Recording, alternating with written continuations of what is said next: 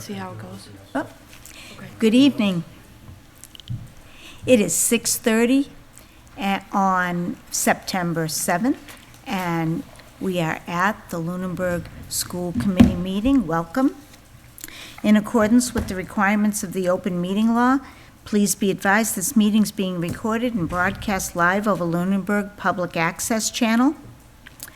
And it will be broadcast live through the local access channel and on the public access Facebook page, and will be found on the Lunenburg Access YouTube channel within 24 hours after the meeting. If you wish to join the meeting and you cannot attend in person, please click on the link to Zoom, and our meeting ID is 834-4804-6684. The agenda lists all the topics which may be discussed at the meeting and are those reasonably anticipated by the chair. Votes may be taken as a result of these discussions. Not all items listed may in fact be discussed, and other items not listed may also be brought up for discussion to the extent permitted by open meeting law. And I would ask everyone to stand, please, for the Pledge of Allegiance. I pledge allegiance to the flag of the United States of America and to the republic for which it stands, one nation, under God, indivisible, with liberty and justice for all. Thank you. The beginning of our agenda is public comments. And I just want to remind the public that the first public comment section is for agenda's items only. The second public comment section is open to any topic within the scope of authority of the school committee. Public comments about individual students are prohibited to protect the privacy of the student per state and federal law. Seeing as I don't see a lot of public, if there's anybody online that wishes to make a comment, please use your hand raise symbol that you find on your Zoom app.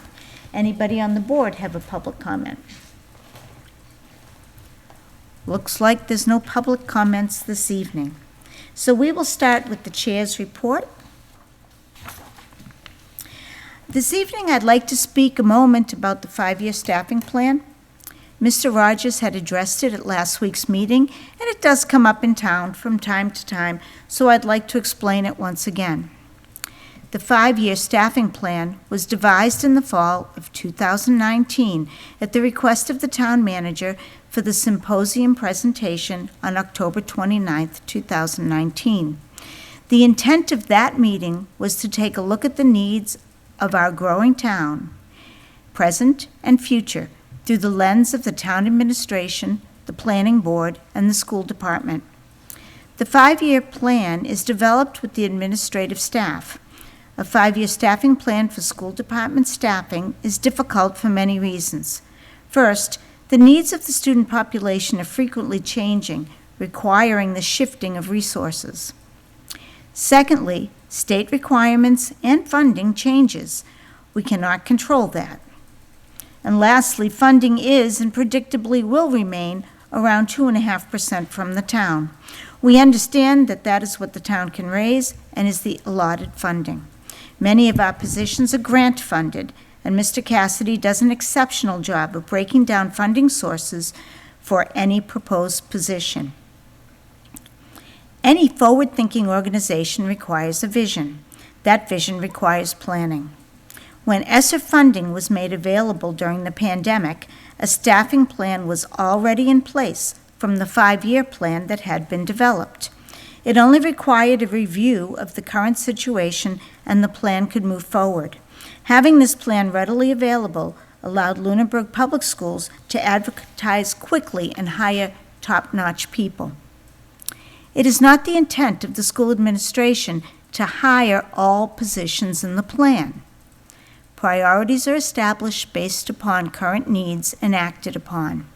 Staffing of this plan is always contingent upon our local budget and available grant funding.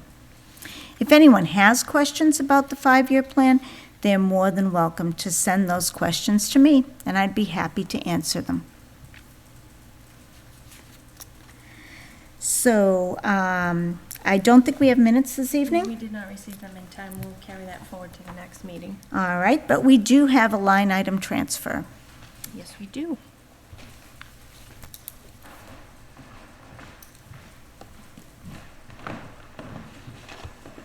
Good evening, Mike Cassidy. I'm going to try to do this on Zoom. My Okay. intent, just to show the line item transfer. I think it's good for the public to see it, number one. And number two, if this doesn't work, I won't use it for my ESSER presentation later on during your meeting. So let me see if,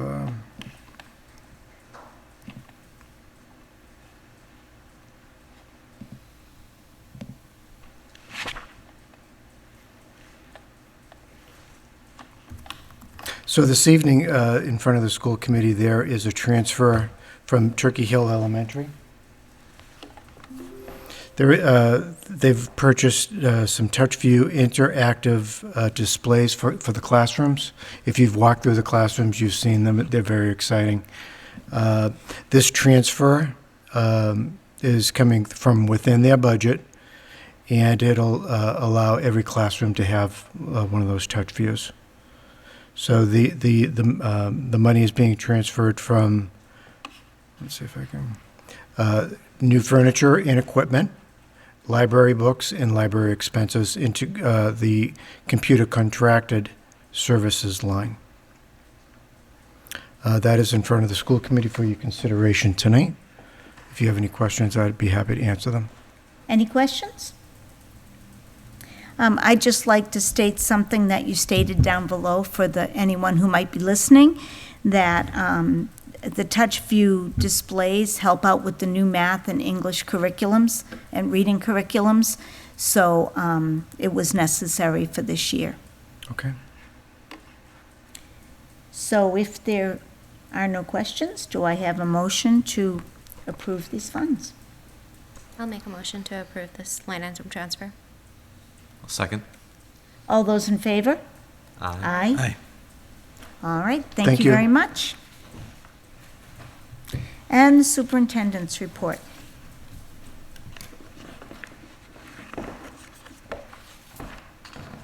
Good evening, everyone. Yesterday was the first day for our pre-kindergarten and kindergarten students. It was a bit of a dreary, rainy day, but not the best kind of day for first day of school pictures. But I will say that students arrived with smiles. There were no tears, not from the students, and more importantly, probably not from the parents either. So everybody started the day in a good way. I have an update for you. Last Thursday, during a fire drill at the Turkey Hill Elementary, the fire department noted that there were some pull boxes that were not functioning. The following day, we had protective services in to do a repair. However, what we learned at that time was that the fire alarm system panel was not properly functioning. We worked with protective services to define the quickest possible solution, and the panel has been replaced successfully. That was done yesterday. A firefighter was in the building for the duration of the time that the system was going through the repair process. And just as a side note, for the safety of the building, since there was no functioning fire alarm system, custodians provided 24/7 coverage through the long holiday weekend to ensure that if anything were to be happening, that somebody would be able to call 911.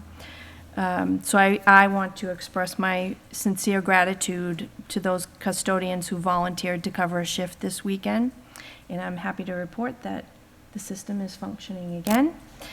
I have a transportation update for you. Last week, we reported that we were experiencing some delays with Bus 8, and I want to report that the timing of Bus 8's route seems to be improving a bit daily.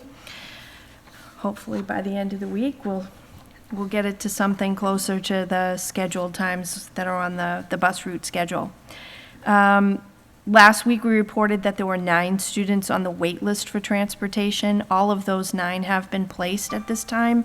We have received an additional 5 new requests. Those students are currently on a wait list. Secretaries are still making phone calls to families to confirm bus assignments for them.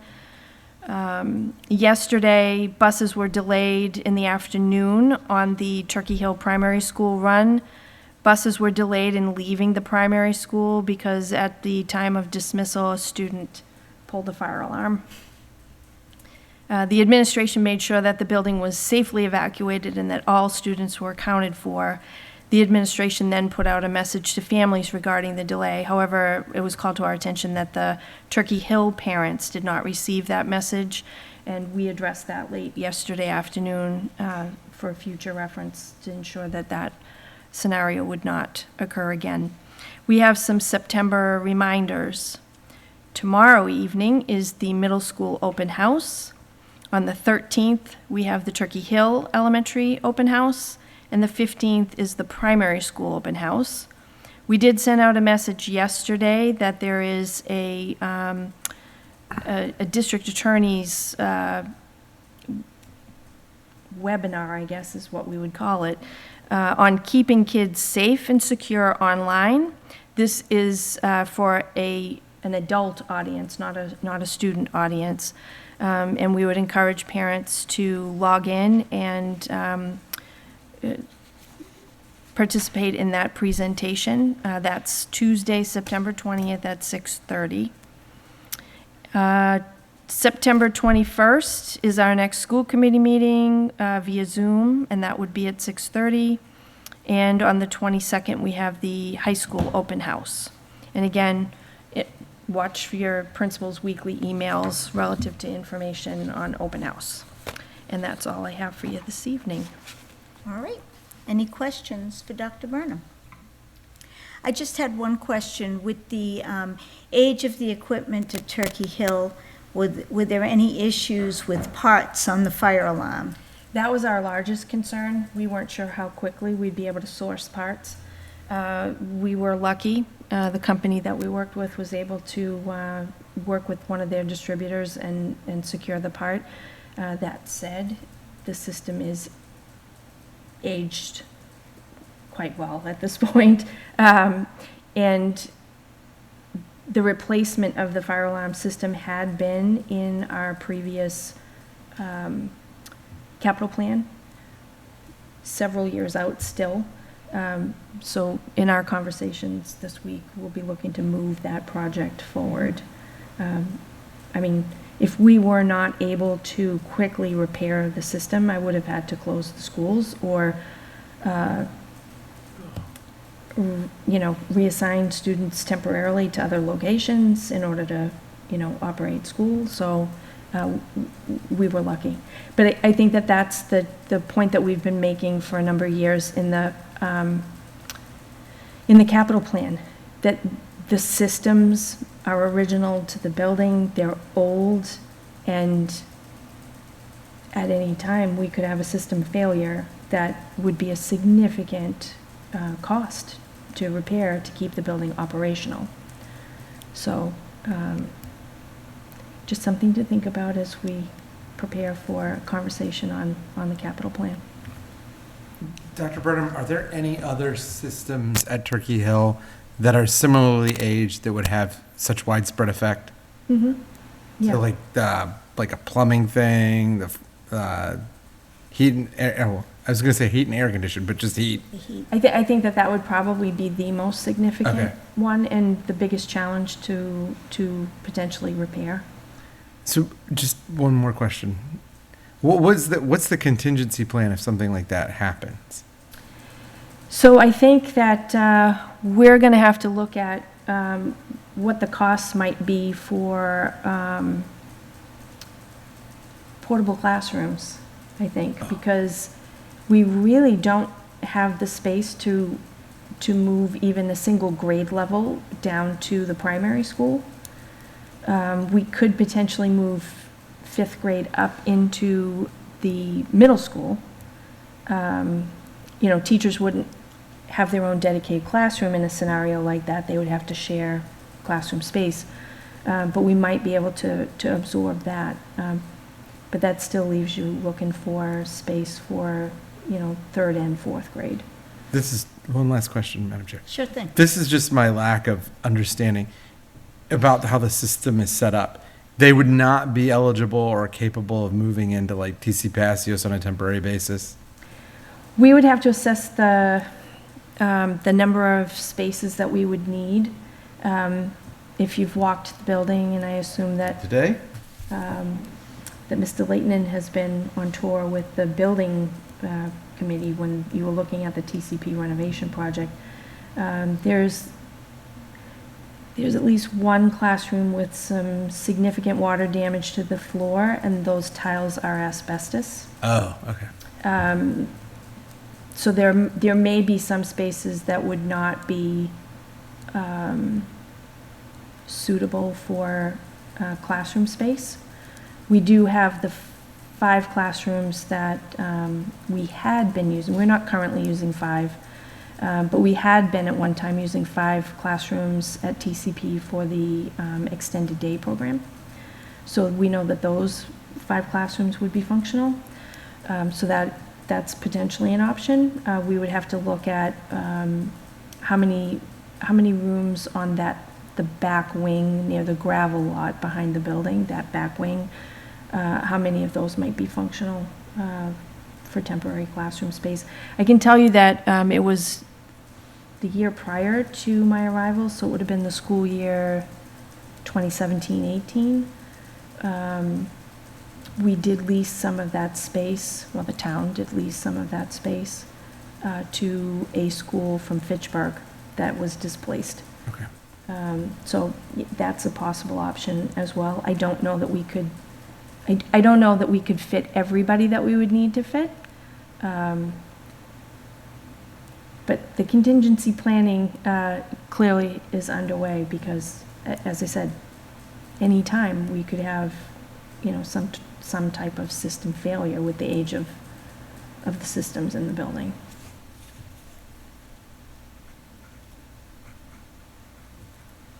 Okay, Thank you. thank you very much. So, under new business, we have a declaration of surplus supplies.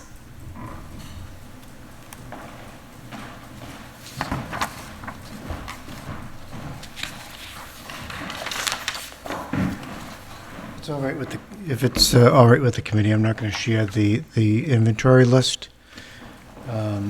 I will describe it for the public. My name's Mike Cassidy, I'm the business manager.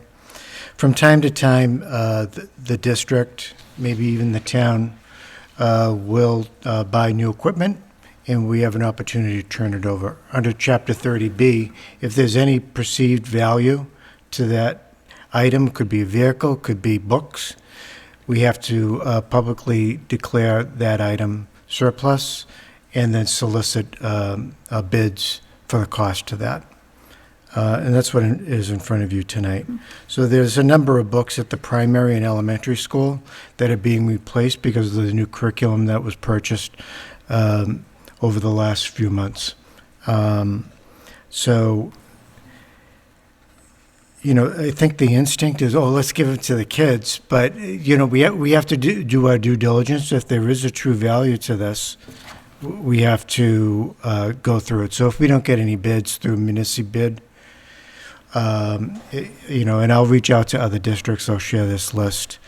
Then we've got a big classroom full of books, and we'll have to figure out what we're going to do with it. Donate them, give them back to children.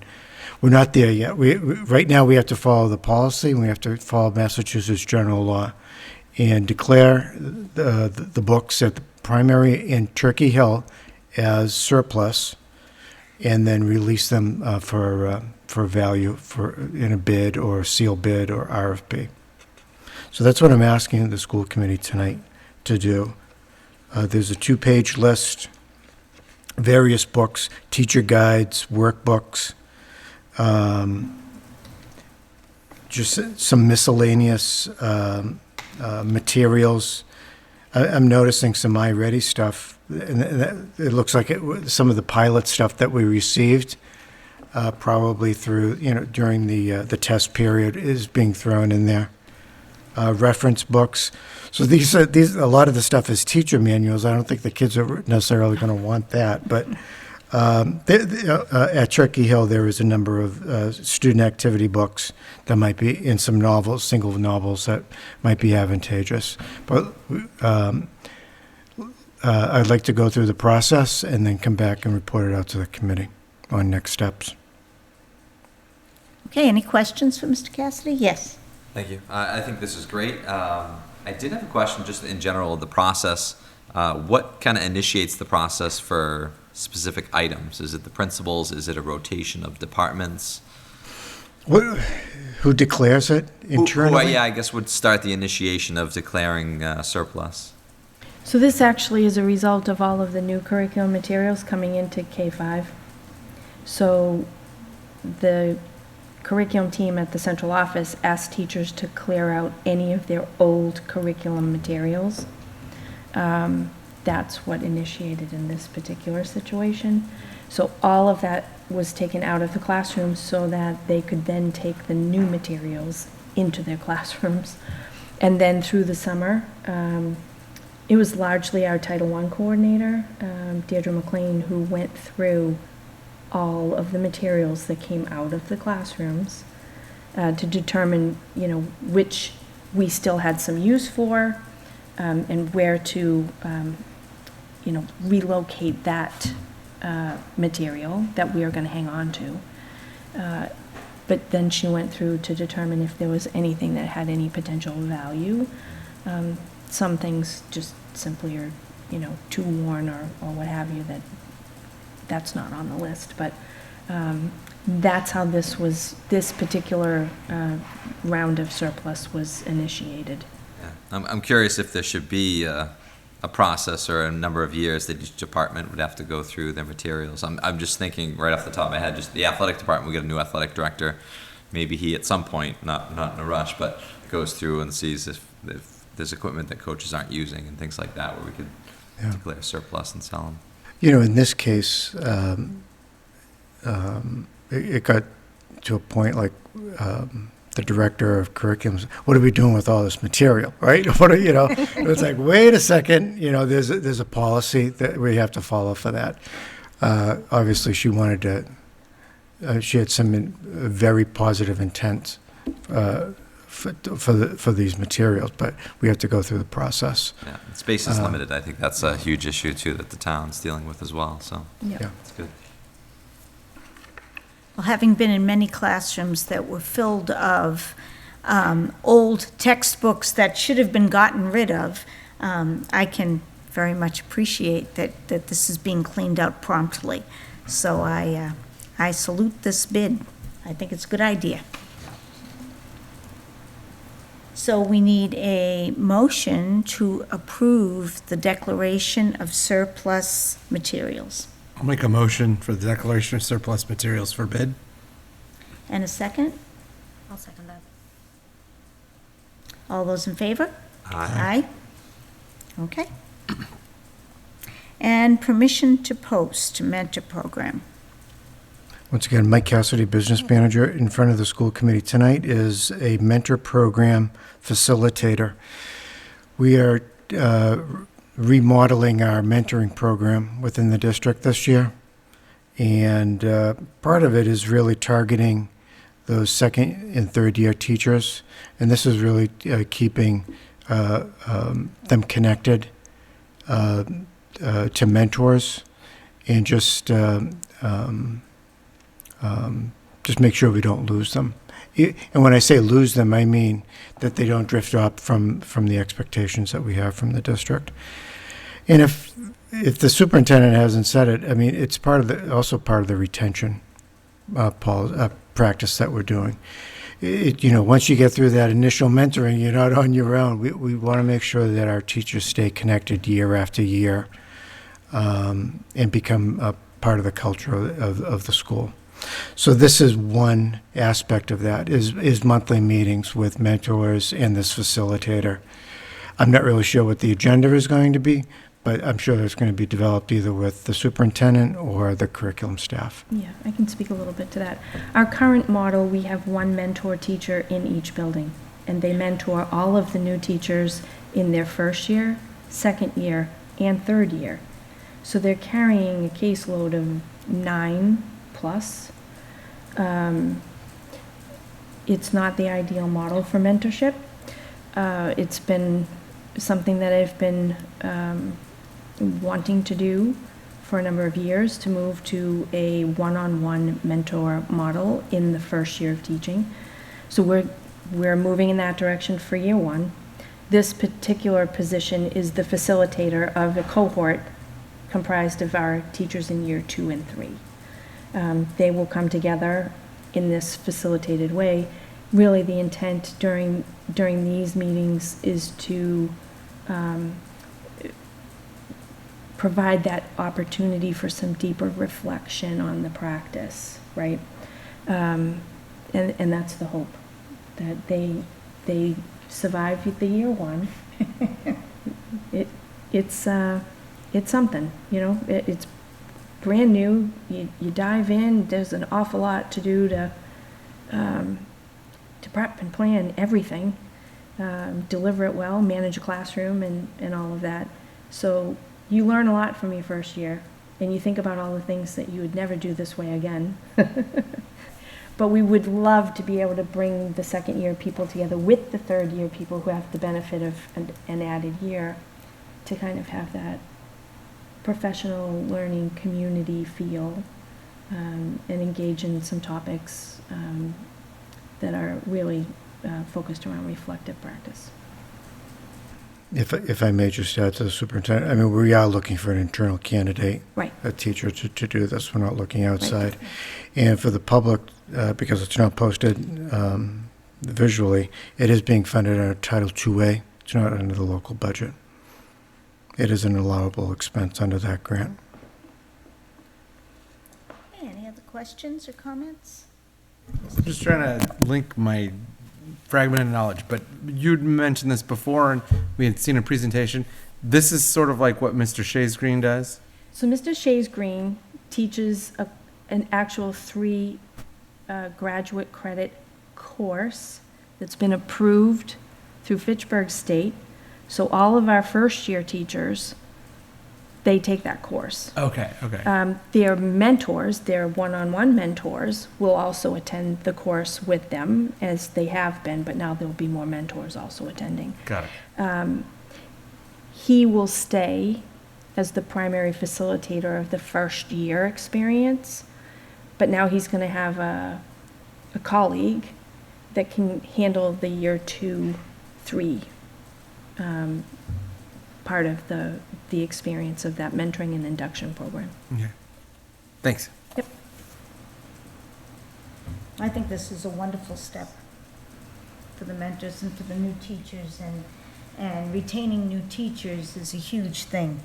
Has been for a long time, and with everything that's gone on in education in the last few years, I can only imagine it's more important. Yeah, and I think it's important too for the mentors to have a positive experience and not be overwhelmed with, have to support so many people, and maybe feeling like they don't always do the best job because they have too many people to support. So we're hopeful that this shift is a good experience for our new teachers, but also for our mentors. Okay. If there's no other questions, do we have a motion to approve the funding out of federal Title IIA grant for this position? Make a motion for permission to post mentor program PLC facilitator. I'll second that. And all in favor? Aye. Thank you, Okay, everyone. Thank you. Thank you. Okay, next we have FY23 Superintendent's Goals.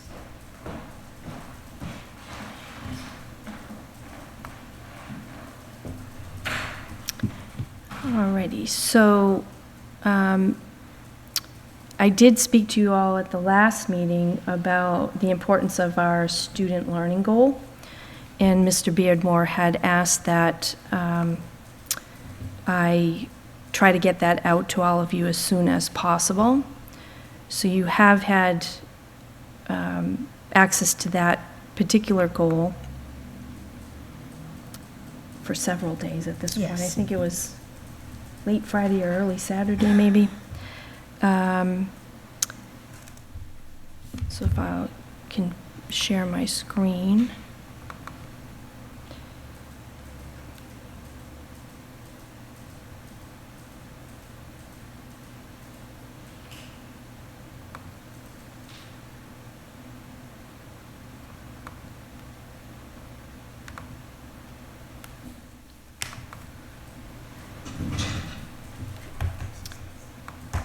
And it'll be easier for all of you to just view it, I think, from your file.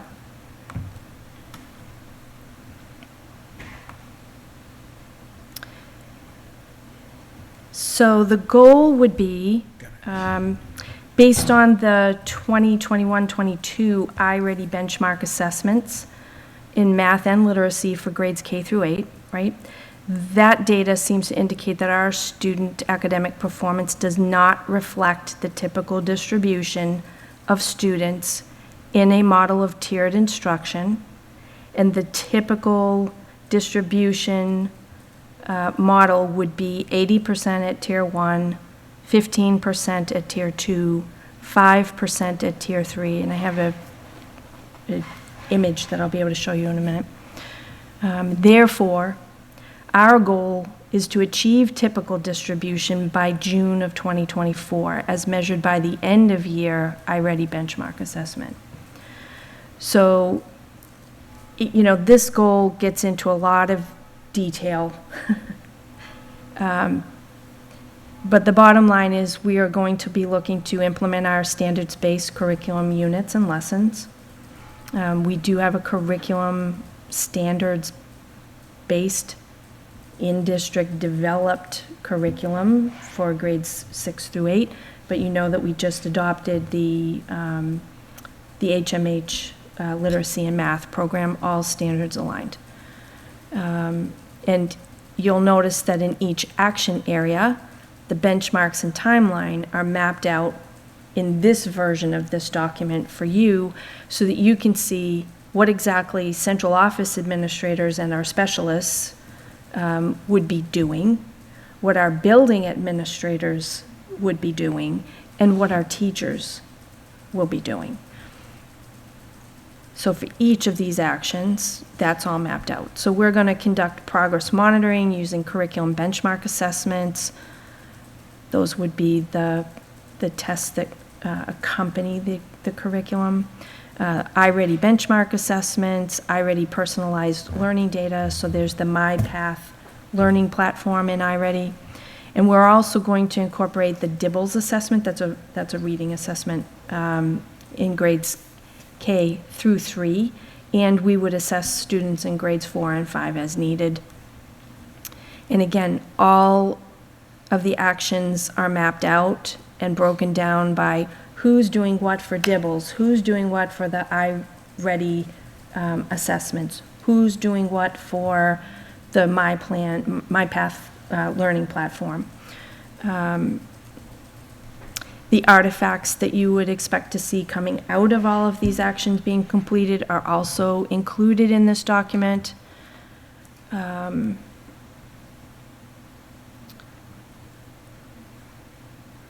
Sorry, I don't mean to make people at home dizzy.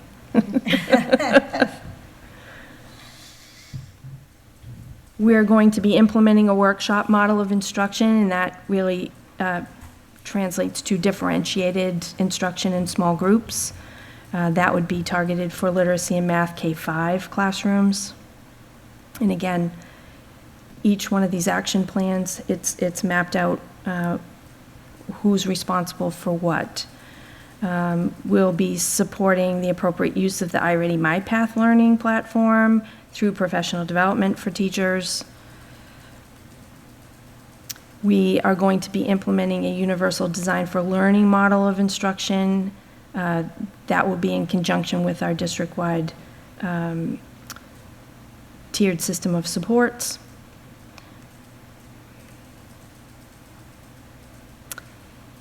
And throughout the year, and when we get to the end of the year, we're going to look to assess our MTSS model. We may decide that adjustments are necessary, and we would make those adjustments if they are needed. So there's an awful lot mapped out here. But again, action is broken down into, okay, for this action, who is responsible for doing what, and what artifacts will naturally come out of execution of each of these things. This goal, if you approve it this evening, will be a team goal for me with the leadership. We will then also present it as a possible district-wide goal that teachers can choose to adopt and take on as part of their evaluation, their educator plan. We envision that teachers would be working in teams of teachers. You know, like the entire first grade team of teachers might work together as this is a team goal for them. This one is really highly mapped out, and if teachers chose to adopt this as their own goal, there really isn't too much tweaking that needs to be done to the plan that's been mapped out, which is a great thing for our teachers, not to have to dive in that deep and think to that depth to map out a plan like this. So I'm wondering what your thoughts are on this particular goal. Mr. Schoenbruder? When you say that the teachers would adopt it, the current, as it's proposed right now, this is the system-wide goal. It can be considered a system-wide goal. Okay. So we haven't gotten to the place yet where we, as an administration, are insisting that a teacher, this is your goal. You have no choice, this is your goal. But we find that when we present it in this way and make it an option, that we have had a good number of teachers adopt the district-wide goal as their goal. And I might just point out that this is work that is going to happen anyway, because if you approve it, that this will be the goal for my central office team and my building administrators, so the whole leadership will be working on this goal. Teachers are going to still be involved in this way that is mapped out. It really makes it easy that we've designed a goal around things that they will be doing. So we're hopeful that they see the benefit in just adopting this as the goal. How far are we off from the model distribution? So that's a really good question. Let me. Teacher has to have these numbers. She does. We have these numbers, and I didn't want to get that far into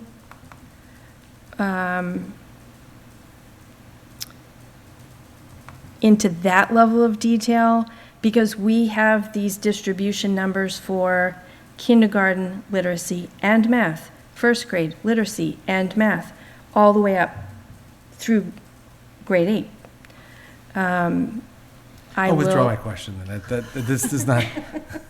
I was going to ask the same thing. It was. Yeah. Where are So we now? if you take a look at this,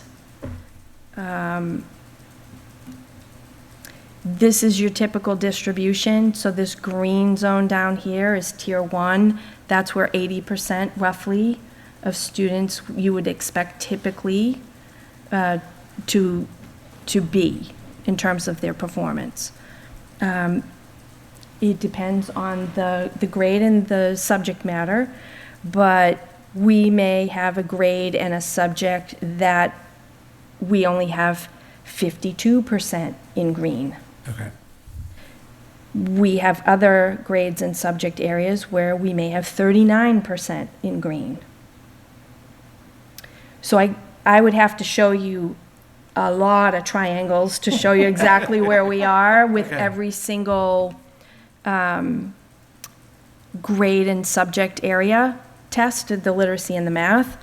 But the bottom line is, this is what would be the typical distribution. And we are not at the typical distribution. Not anywhere. Some have a shorter distance to go to get there. Others have a longer distance to go to get there. And the way that we're thinking about this is a 2-year goal. If this is the accepted goal, we would be looking at teachers and their kiddos in their classroom right now. Where are they? If they are at, 39% green, we've got to get them to 80% over a 2-year window.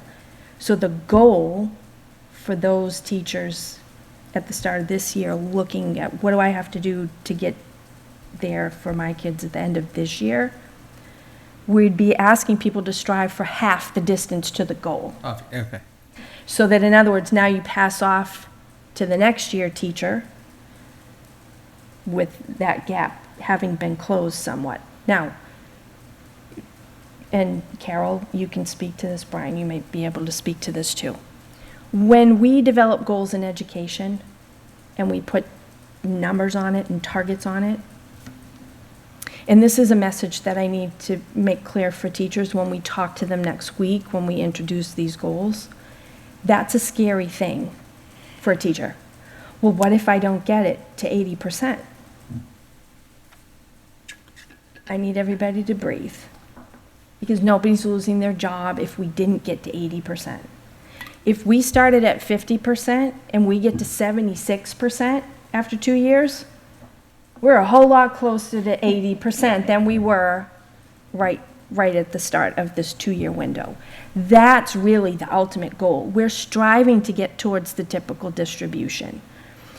If we break it down by class, grade and subject area, there are going to be some that are not going to hit that 80 mark. What we're really looking to see is some significant progress toward that mark. Others may very well reach that mark. When I met with, can I ask a follow-up question? go ahead. When I met with you and the team that you have over the summertime with Carol, you had mentioned the 4th grade problem, which just blew my mind. Is that an example of where you think it might not be possible? I wouldn't say it's necessarily limited to the 4th grade. Off the top of my head, I don't have all of the stats to kind of rattle off to you. But there are some that it is a stronger stretch to get to that goal. 4th grade is likely one of those. And if you recall, oftentimes the math performance Yes. was lagging behind. Yep. So we might hit a mark for literacy and not quite hit that mark in math at the same grade level. But the bottom line is, that's the place that we're looking to get to, and we're going to work with intent to get there. But I don't want staff stressed to the level that I'm going to have no job if I can't move these kids, a chunk of this distance. So, but again, we will also have data checkpoints throughout the year. You've got the benefit of interventionists still working, intervention teachers and tutors still working with the kids. You've got the benefit of our Title I literacy specialist working with the teachers. You've got the benefit of a math specialist full-time this year working with the teachers. Again, we looked at this data this summer in our data summits. And as we thought about it over a 2-year window of time, we thought, in many of these situations, it's potentially doable. In some other situations, it's maybe really not likely to happen. But again, if you go from 39% in the green zone to 65% in the green zone. That's still a good jump, and we're moving in the right direction, and we're not stagnating in and around the same space, if that makes sense. So like, it sounds like the way that you present this to the teachers is like, number one, you miss 100% of the shots you don't take, so we got to try. Yep. And number two, they're kids, not widgets, so the numbers are goals and not requirements. Is that right? Yep. Okay. Brian? So I was thinking the same thing. It's a very weighty goal, and where are we now, and where do we have to get, and how much time do we have? And that was my concern too. But I look back to the teacher evaluation and the rubric, and we even saw it in the superintendent's evaluation too, where you can hit up different areas. So maybe the goal is you met the goal, but then you also have, maybe you made significant progress. And I see that as like the outcome on this goal is like, Right. probably most people are going to have significant progress. And that's what we're looking for, is like, Yeah. we're making progress towards it. And that's not going to keep you from getting satisfactory on your evaluation. Right. So And I it's didn't have not- much of a concern in that end. And it's not just about landing 80% in the green, it's also about getting the right distribution in red and yellow. And that means in some cases your existing distribution, you're looking to move red into yellow, yellow into green. In some cases, our red is looking pretty good, so we're not as worried about that, and we're looking to shift kids in a different direction. So, Are we still offering that after-school tutoring Yes. program? Okay, perfect, because I figured there's so much we can do in the classrooms, but. they yep, may the need grant extra is assistance. due, I think that grant is due at the end of this week, because we've been using grant funding for part of that, so we'll be submitting the grant again. Great. And we are anticipating starting kids with the after-school program at the end of Q1. So again, it's not that they're not receiving any additional intervention, they are, it's happening during the daytime in school. And then we'll have the benefit of some added after-school support for kids as well. I just want to make a couple comments. First, I want to thank Mrs. Scott and Mrs. Raboyne and Mrs. McLean for all the hard work in scaffolding the instruction. And the support that the teachers are getting in adopting this new curriculum is huge. And it's been very carefully done.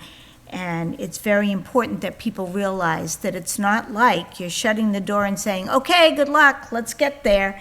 There are a lot of supports in place for educators to help to make this goal. So I just want to make that point very clear. And it's not, increasing achievement is something we've talked about for a long time. And putting the central office personnel in place to help with that has been very, very important. And they've been in place, Mrs. Scott, for a while, and then the other pieces have come along. It's time to make that achievement jump, and that's what this goal represents. It's not easy to increase achievement, but it can be done. And I think that if teachers are struggling, they need to know that they can get support. And I'm sure that will be explained to them, that the curriculum leaders and the principals will be supporting them. And if parents get frustrated that they think the kids are being pushed too hard or whatever, then they can talk to their teachers and talk about how this is going at home. But I think it's important because the funny thing with working with kids is if you don't set high expectations, they never reach them. So these expectations are high, but they are attainable, and I applaud everybody for working on it. Yeah, it's a lot of work, but I think it's important for the teachers to see this mapped out goal and everybody's piece toward this outcome. It's not just them working to make this happen. So, I think it carries some extra impact when it's been an approved goal for the entire leadership.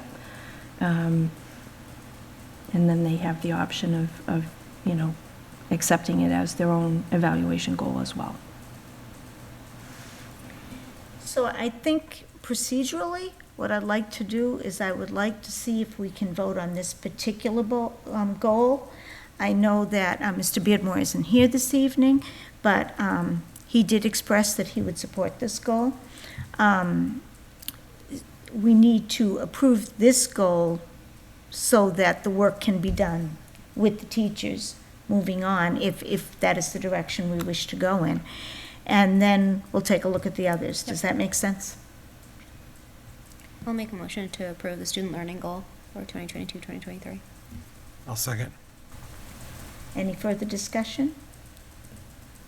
Okay, then all those in favor? Aye. All right. Okay, so the next one that I'd like to share with you, I think we'll go quickly. This was a goal that you approved last year, and it was written as a 2-year goal. And that was our focus on school climate. And what I did was I sort of grayed out any of the action steps that were addressed during the first year of the 2-year goal, and left those things that would be targeted for this year. So you might recall that we did, a presentation on the SWOT analysis from each school. We did the climate surveys for students, for parents, for staff. Again, we did relationship mapping. We took a look at all of that data, and what you'll see is that particularly the climate survey and the SWOT analysis, through our data summits with each of the schools, they factored in their takeaways from that data into their school improvement plan climate goals. So you'll see those coming in a couple of weeks. We had incorporated in here the safe environment and, working on our emergency operation plans, supporting students through interventions, and we're going to continue with that as well. You'll see that I adjusted some timelines on these pieces here, because we'll continue to do this throughout this school year as well. The professional development around cultural competence was an important component, and I think it's really important to maintain that in year 2. I'm already having conversations with both the instructors who teach these graduate courses, our teachers who teach these graduate courses on our campus for our teachers, and with members of the union leadership, taking a look at making 1 or 2 of these courses a requirement for all of our teachers.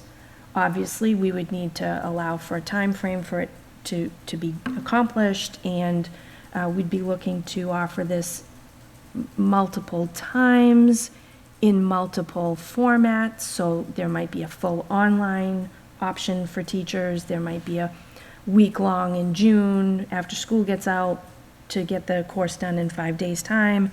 So we're in conversations around that to make sure that all of our instructional staff have the opportunity to take these courses.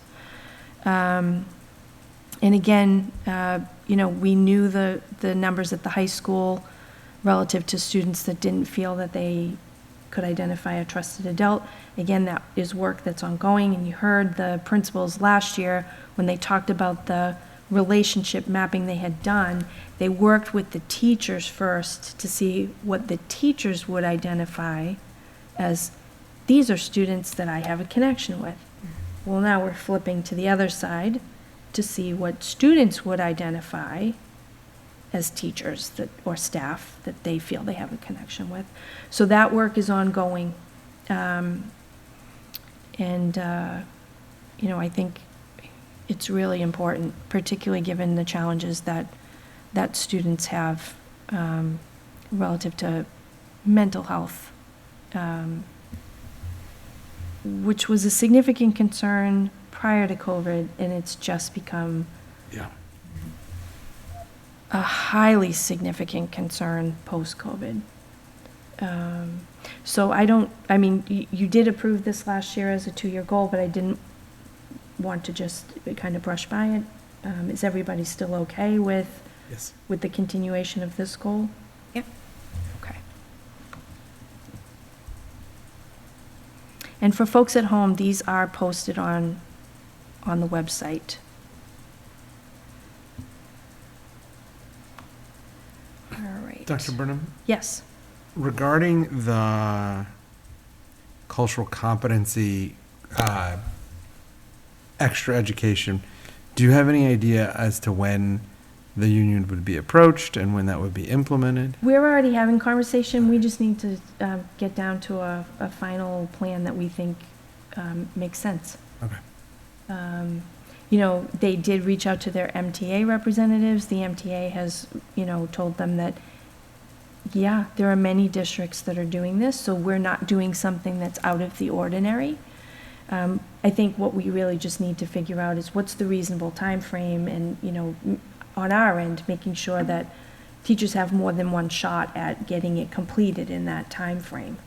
Again, these would be at no cost to teachers. The only cost associated would be if they wanted to have the graduate credits from the university. Oh, towards like their step increase or something? Well, we would provide them the equivalent in Lunenburg credits. So they Okay. would have 3 credits that would accrue and potentially, you know, help them increase salary. However, if they ever left Lunenburg, no other district is recognizing Lunenburg credits. So many of them, you know, for whatever reason, they do opt to have that security of having the graduate credits from a So there's a university. financial incentive for them to do this. And then would they also be PDPs that they could count towards their license? Damn it. Yeah, they can convert these to the equivalent PDPs for recertification.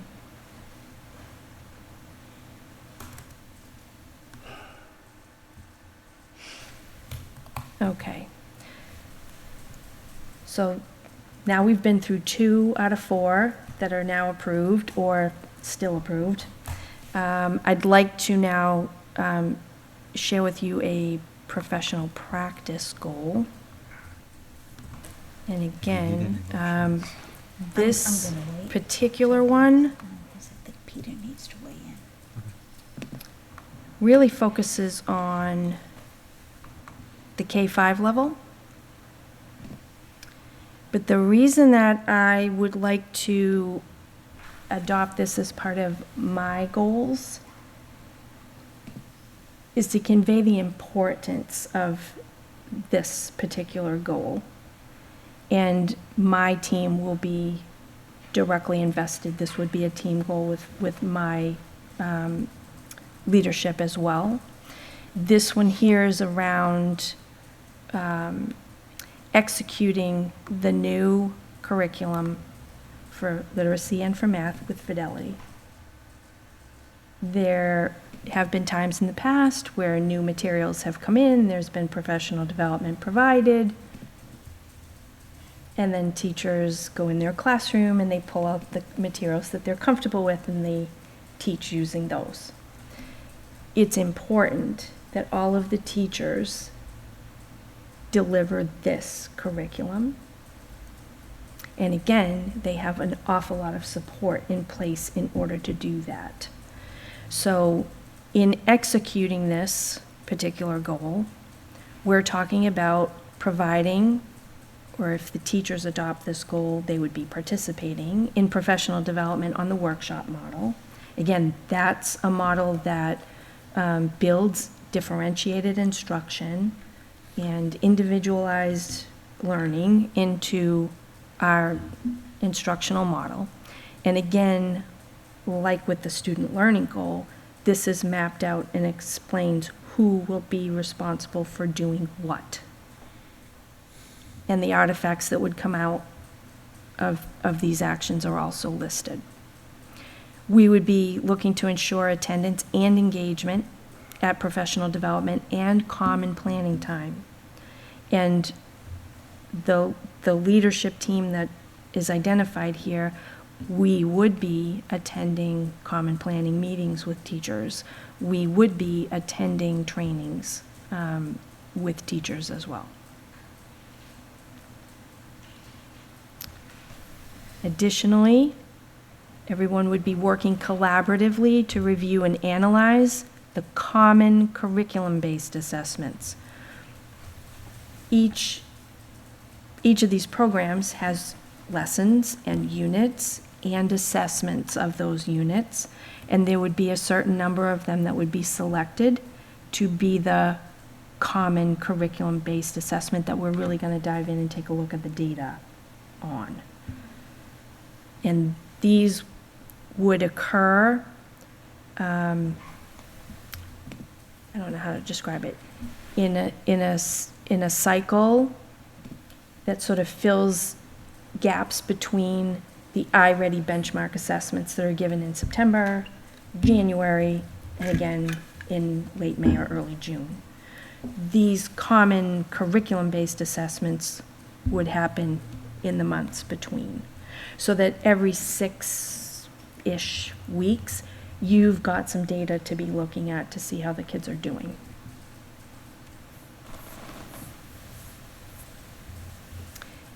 And we would also be observing classroom instruction to see that what was mapped out during common planning time is actually being executed, delivered in the classroom. That's more so on our end to, conduct all the different types of classroom visits that we do and have done for a number of years now. That's the learning walks, those instructional rounds that we call the sweeps,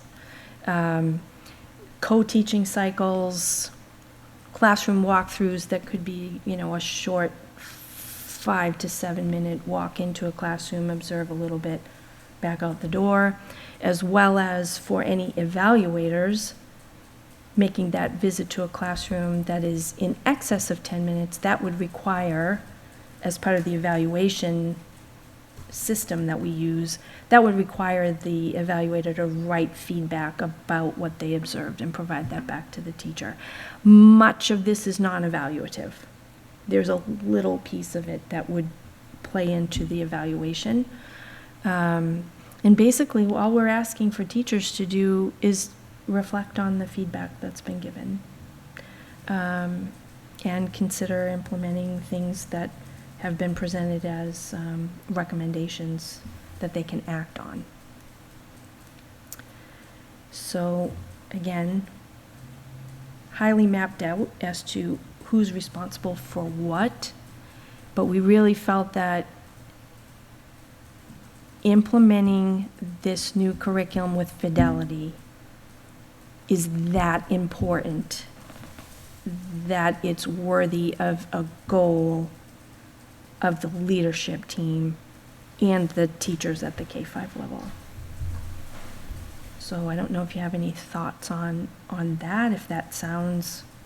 I think the only thought I have is this looks amazing, and it looks like there's so much support given to the teachers.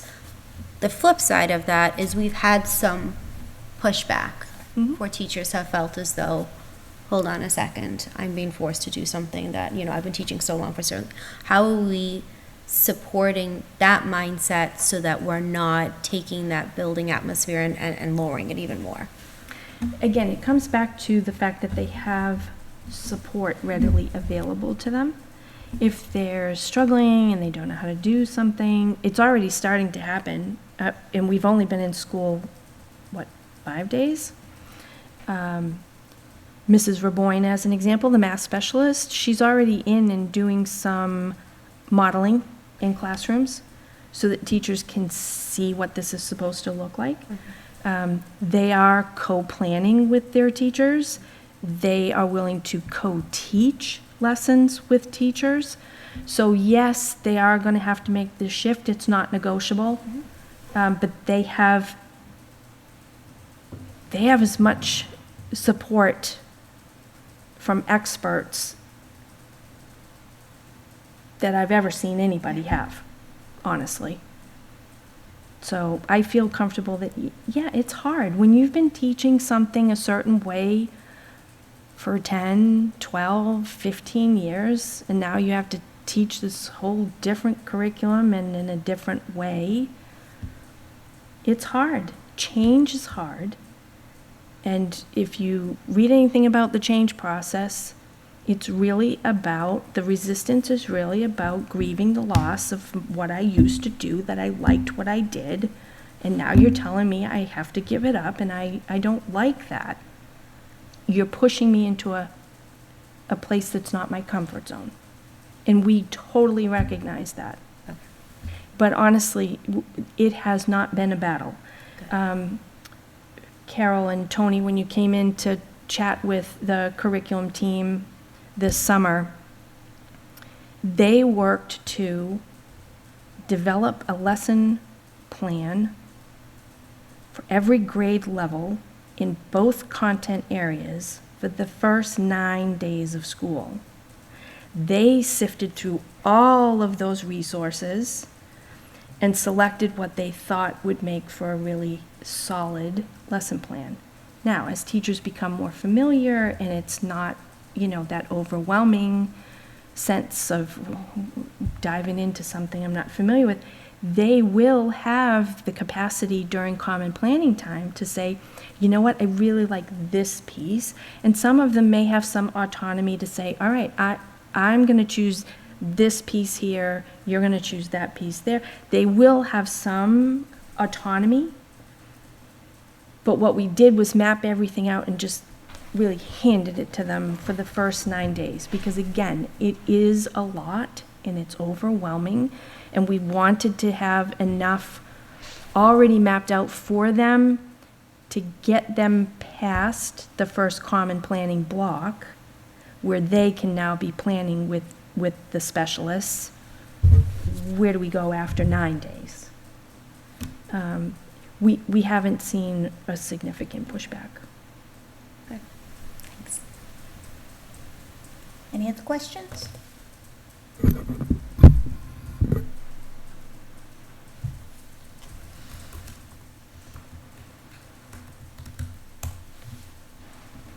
Okay. And then lastly, I had taken some feedback from all of you, through the evaluation process last year, through conversations that we had at meetings last year. I know that, family engagement was an area that we felt that we needed to do some work in.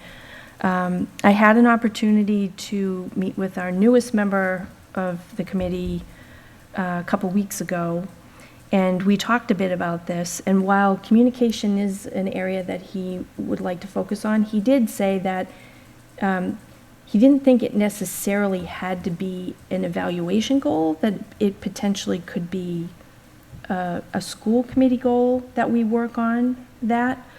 But family engagement, he mentioned when he had his interview with the joint meeting the night that he was appointed. So thinking about that, and I've been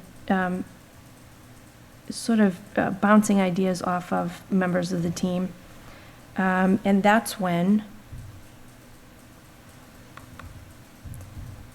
it was Patty Gillette, who is our director of community school programs. She does the grant-funded program for our littlest members of the community before their school age. And she shared this document with me.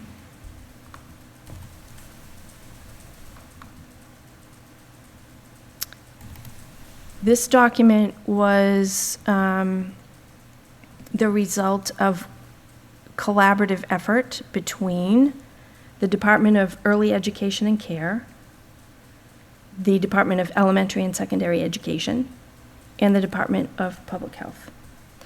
And they have developed this framework for family engagement. So I've been, going through this document, and it's very dense. There's a lot in here. I've read it multiple times. Every time I read it, I take a little bit more away. So this document also defines family engagement. And in my conversations with the district leadership team today, Mrs. Gillette wanted me to express the importance of the distinction between family involvement and family engagement. And family involvement are those parent volunteers. But that does not necessarily mean that you're an engaged family. And you can have engaged families who just can't volunteer. So I started thinking about this a little bit. I'd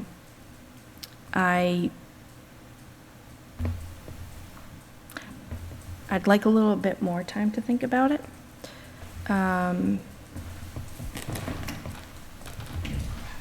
But I've started to sketch up an outline of a goal, and I'd like to get your feedback on it.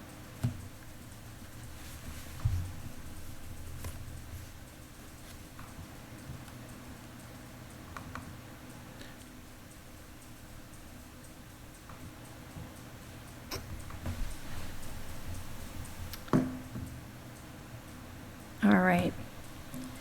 So my first run at this.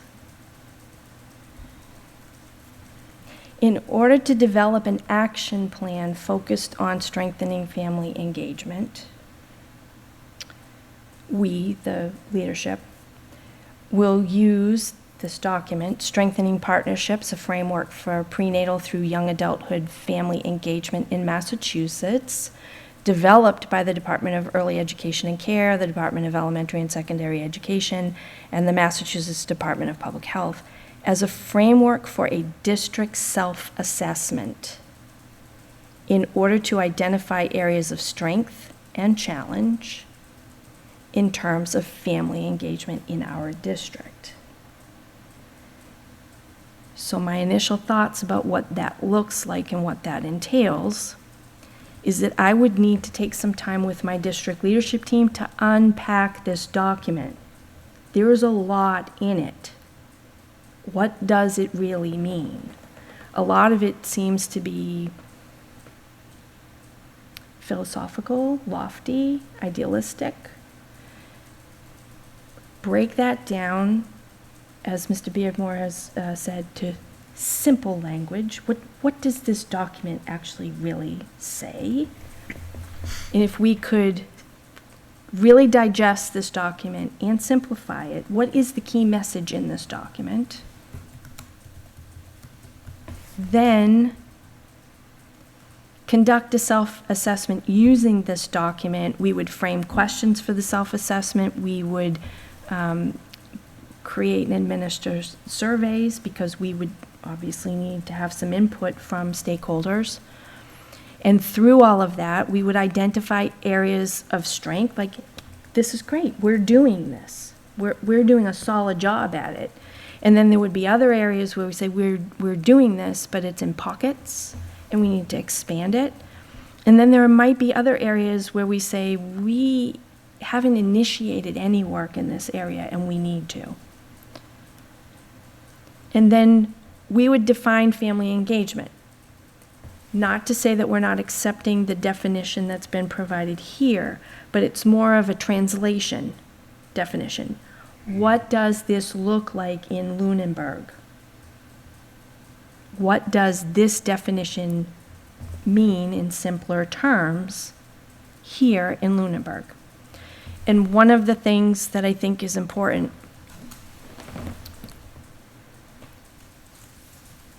as evaluators, as leaders, we have to communicate clearly expectations for teachers. Teachers in the classroom have to communicate clear expectations for students in their classroom. We've never communicated expectations for an engaged family. Like, what does that look like? What is your role as an engaged family? Many years ago, when my children were very young, in the early grades, growing up in an urban setting, in an urban school district, as part of the school handbook, the last page was a family compact. And it outlined, much like I did in my earlier goals for you this evening, what can parents expect from teachers and administrators at the school? What do the school staff and administration expect from the parents? And what's the expectation for the student? And that is going to fluctuate, obviously, from grade level to grade level, school to school. The family compact may not look exactly the same at each level. But I'm thinking that puts in clear terms how we are defining engagement around a student's education and what is our job and what parents can expect from us and what we would expect from parents if they were to be engaged in their child's education and their learning, and what we expect from the kids. I think, there's plenty that we're probably going to uncover diving into this document. And if you have a chance to read through the document, it does reference two-way communication, opportunities for the two-way communication. Communication of information out is one thing, but there are limited opportunities for the two-way communication. Like our school advisory council, great opportunity for two-way communication. What are some other models that we could expand to provide additional opportunities for two-way communication at the school? Not so much here in the meeting model, but those are my thoughts. So communication is a piece of it.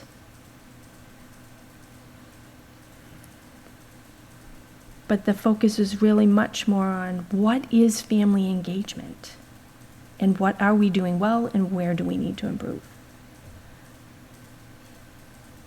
Thoughts? Ideas, Tony?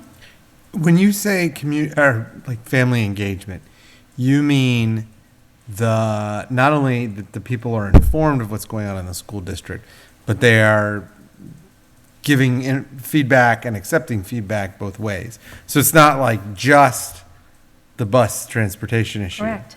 It's like, I want parents to come to our teachers and say, implementing this new curriculum has been difficult on my child for the following reasons.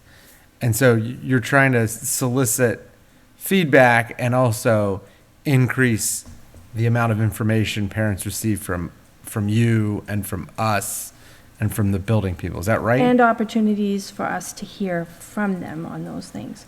And it's not for lack of trying. We have had forums that have been not well attended. We've had some forums that have been well attended. I think it's always going to be a work in progress. But one of the things that they talk about in this document is intentionality, right? Like, you've got to continue to try to find the ways to successfully engage and provide that opportunity for the two-way communication. But honestly, at the classroom level, that's a perfect example. You get your iReady assessment data, you send it home to a parent has questions, they contact the teacher, there's some dialogue there. They can also contact the Title I coordinator or the math specialist and have some additional conversation there. The the things that we have developed to send home as a regular routine part of what we do explains for parents the things that they can do at home to promote, foster, practice the things that we're learning in school during this particular unit in math or literacy. So we're providing information already now for families so that they know how they can be engaged in their child's learning. We're giving them a whole series of, ideas for things that they can do at home that aren't sitting down next to them and going over some things. It's more real world stuff that they can engage in. There might be some family activity type things that can be done. Cooking cookies and making an array out of the cookies there's all kinds of things that the team is putting together and now providing for families so that they can be engaged with their children's learning. Now, initially, that's a heavy push at the K-5 right now, but it would be our intention that would carry forward up beyond grade 5. So, like in the legal community in New Hampshire, it's really small. There's probably only 2,000 lawyers. Only that's still too many, but 2,000 lawyers in the whole state. And so, there are a couple of things that happen, sort of individually by the court system, and then as a whole. And we have like an annual bench bar conference where everybody goes, the judges go, and they sort of like, are less formal. And they talk and they forcibly mix us together so that, different practice areas sit at the same table and judges sit at the same table as lawyers, and not everybody goes off into their little groups. And the other thing that they do is they have these informal, like twice a year, the clerks of each county court will ask for suggestions for what are called brown bag lunches. And they used to be really effective because they would provide cookies. And then they stopped being effective when the court system cut the cookie budget to 0. So now, less people go and it's directly attributed to cookies. I guess I don't know how to translate that into what you do, but I find that the brown bag lunches, like the informal things, are way more helpful at getting like immediate results that I can turn to my client and say, here is the yield for this effort. Right. So, and I would say one example of how we do that, our ELL teachers, the teachers who work with the kids who are acquiring English as a second language, they have meetings with the parents of those kiddos. And they used to have them in person, but then they transitioned to having them on Zoom, and it's still working that they attend those meetings. And the teachers will sort of go over some things to be sure that they understand what's a progress report, like what do you need to understand about a progress report, or the report card. Let's think about what is it that you need to know, or an IEP and how does that work, or a 504 and how does that work. So they are having these meetings, and they run them, it would be on the same day, but they would offer them like around noontime, and again later in the day, maybe 4:30, 5 o'clock. And there are parents of that population of our community that actually attend. Again, it's like the value add, right? Like, this is information that's going to help me understand sure. how education is working here for my children. We just need to tap into that and figure out what are the topics that would be of interest to parents. And I think potentially with the new curriculum, there's an inroad there, and that's stuff that we're already thinking about. I think it's always going to be a work in progress, and it does talk in this document about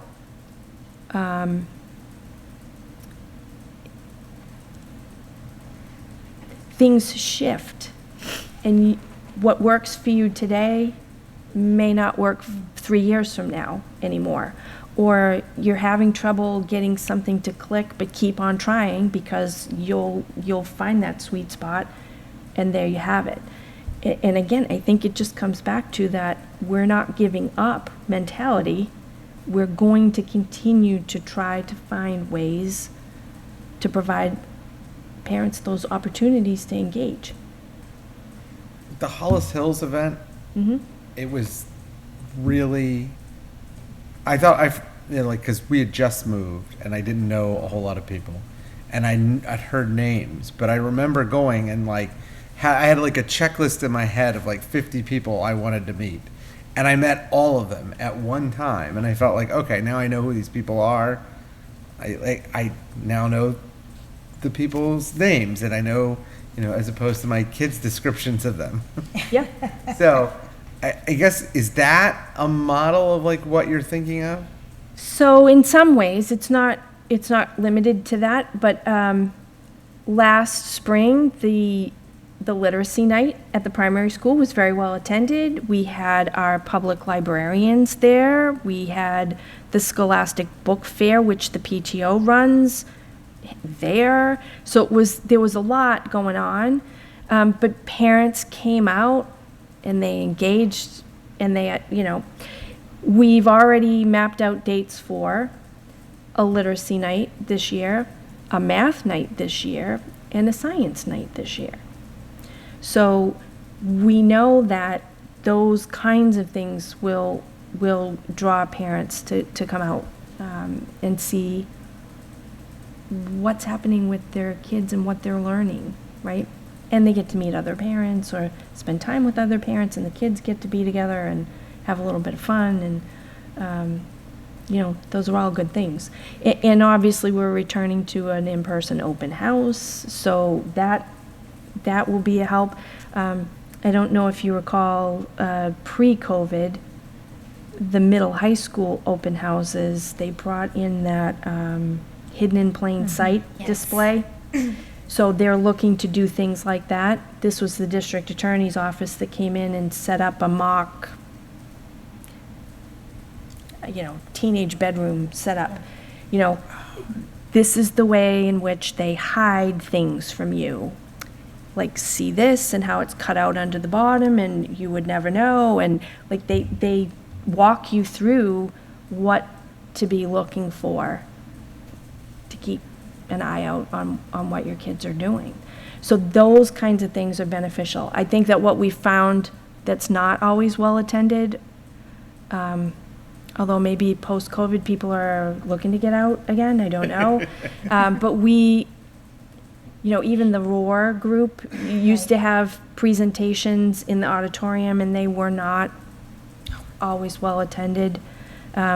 We've arranged, to have presentations for parents in the evening in the auditorium, not well attended.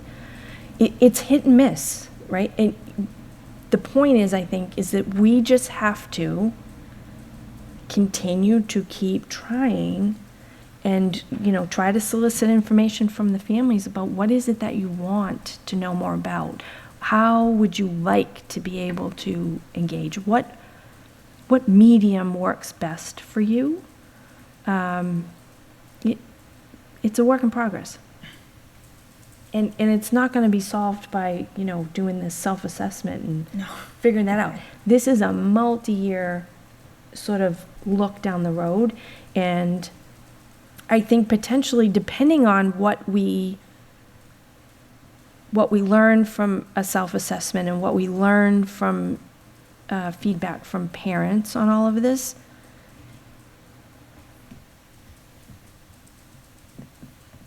there may be a whole new bucket area in the strategy, or it might just fall under that culture climate of inclusivity, but there may need to be some new action priorities and plans developed under that.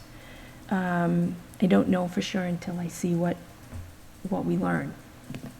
But this is, I think, where we start to dig in on it.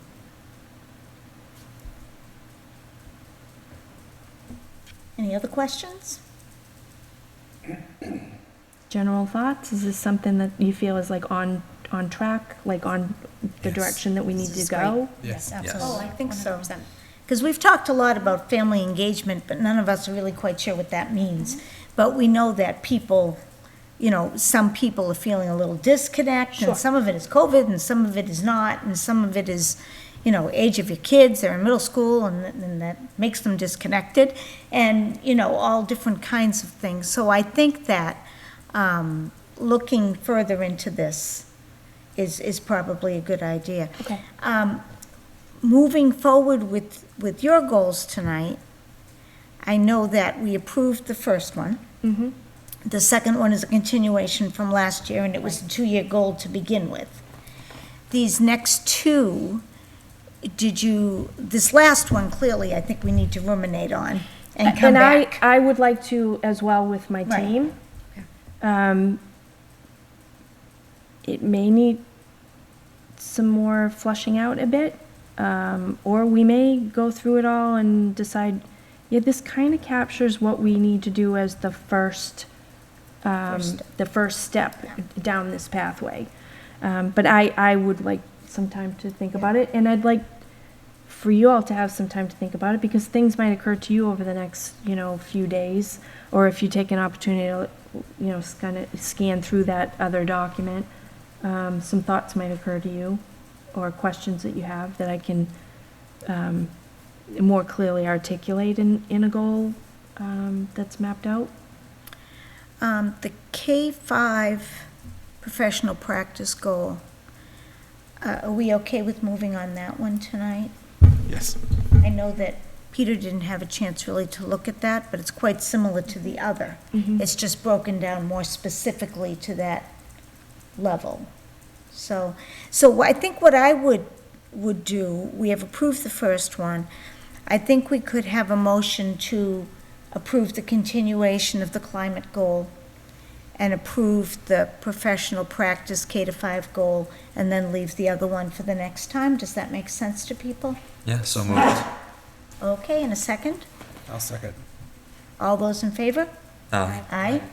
Okay, that's how we'll roll with that Great, then. thank you so much. I really do appreciate it. Okay. Next. Here we go. Fall athletics report. So you have updated numbers for the fall participation. Again, this document is also posted on the webpage. The new athletic director apologizes for not being able to be here, but we have games going on tonight. Well, So he's out on the field with all of our student athletes.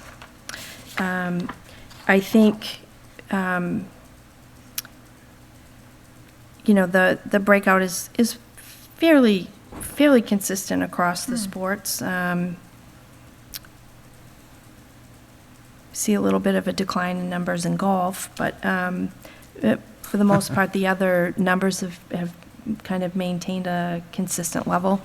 The thing that's always great to see is the percentage of high school students that are participating in a sport. And this fall, 47% of the high school students are participating in a sport. That's pretty outstanding, I think. for sure. If you have any questions about any of this, I can carry them back to the athletic director and get an update for you. Yeah, so I had a question. You had mentioned the golf, so it looked like 8 seniors had graduated last year, so there was definitely a drop. I think they're getting by with 8. I think that's tough for a golf team. But I was curious too whether we could add grade 8 as an option that they could also participate. I feel like golf is definitely not a contact sport, so you're not really worried about a grade 8 student playing with, say, the 12th graders. Let me ask the AD if it just was that there was no interest. Yeah, possibly. It's possible. Yeah. But let me ask that, and I can get back to all of you with an answer on that. Thank you. I do see the 8th graders are included in other areas, Yeah, exactly. That was But- kind of but it could be yeah. nobody wanted to play golf. Could be. Okay. Thank you. If there's no other comments, we'll keep going. Consent to release students from the bus. So this was something that you had talked about in your last meeting. So in your packets, and it also posted on the website, is a copy of the consent to release students from the bus, but you also have in your packet the language that currently is in the Turkey Hill Elementary School handbook relative to dismissal practices. And you can see that we have a very similar process for dismissing walkers in grades 3, 4, and 5 as our dismissal or release from the bus at the bus stop. I don't know the extent to which you would want to discuss this or changing. Again, this is not a school committee policy. This is a practice that's outlined in the school handbook, and it was the consent form that came before the school committee back in 2019 for approval of this particular practice and the consent to release. Well, I know in the discussion about transportation, this policy has popped up, and I didn't know, perhaps my gut feeling is that there may be some parent interest in revisiting this, as many parents did feel that their younger students were quite capable of getting off the bus themselves. And it was a very difficult decision. I remember the evening the decision was made to go with this, even though it's not a policy, but to go with this particular idea. And because there's no real guidance about how old is old enough. And I mean, it's something every parent struggles with as your kids get a little older. How old is old enough to do this, or how old is old enough to do that? And it really depends on parent comfort and child maturity, you know, and it falls somewhere in between. Right. So is it our wish to take a look at this again, or do we want to have parents weigh in on this once again? I mean, I can't see letting any child younger than 6th grade get off a bus or walk without a parent consent form. I mean, that would have, you know, as far as I'm concerned, I wouldn't sleep at night unless that was done. But, you know, is it something that we want to do? Do we want to deal with the regular transportation issue first and then revisit this later? Or do they both pile on top of each other? What are people's thoughts? Brian? So my thought is that this is the handbook, and that's administration filling out Right. their handbook. If we disagree, then I think we need to create a policy. And if I think if the committee finds the handbook fine, then we don't need a policy. But I think if we find the need, then we should explore policy, and we can do that at the same time, parallel to while we're doing the bus issue too. Do we let this go back to the elementary and primary school student advisory councils to discuss first and see what their opinions are, and then let us deal with the transportation right now and let them discuss at a building level first and bring back their thoughts to us? I was just be interested, and then maybe they can promote that agenda out so more parents can attend. That's a good idea, Tony. Is the purpose of the consent form to reinforce in the parent's mind that they need to have a plan for their kid, or is it for purposes of deflecting liability for the school district? Well, When it was discussed, legal counsel attended that meeting. The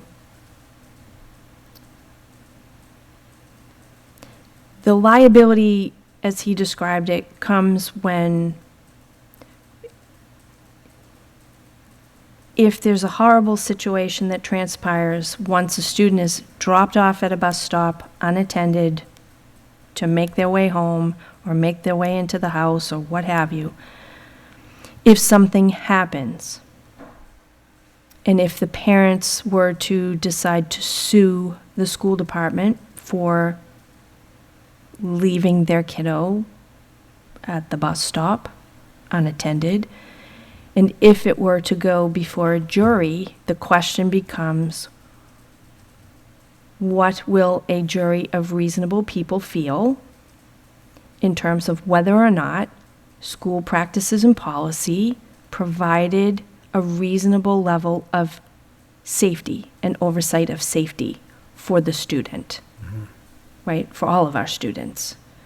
And that's when it came down to, well, would we all feel as reasonable people that a school district is doing the right thing if they let a kindergartner get off the bus by themselves? Most people probably say no. But second grade, some people might say yes, some people might say no. Third grade, fourth grade, fifth grade, different people are going to see things in different ways. And there are parents who are going to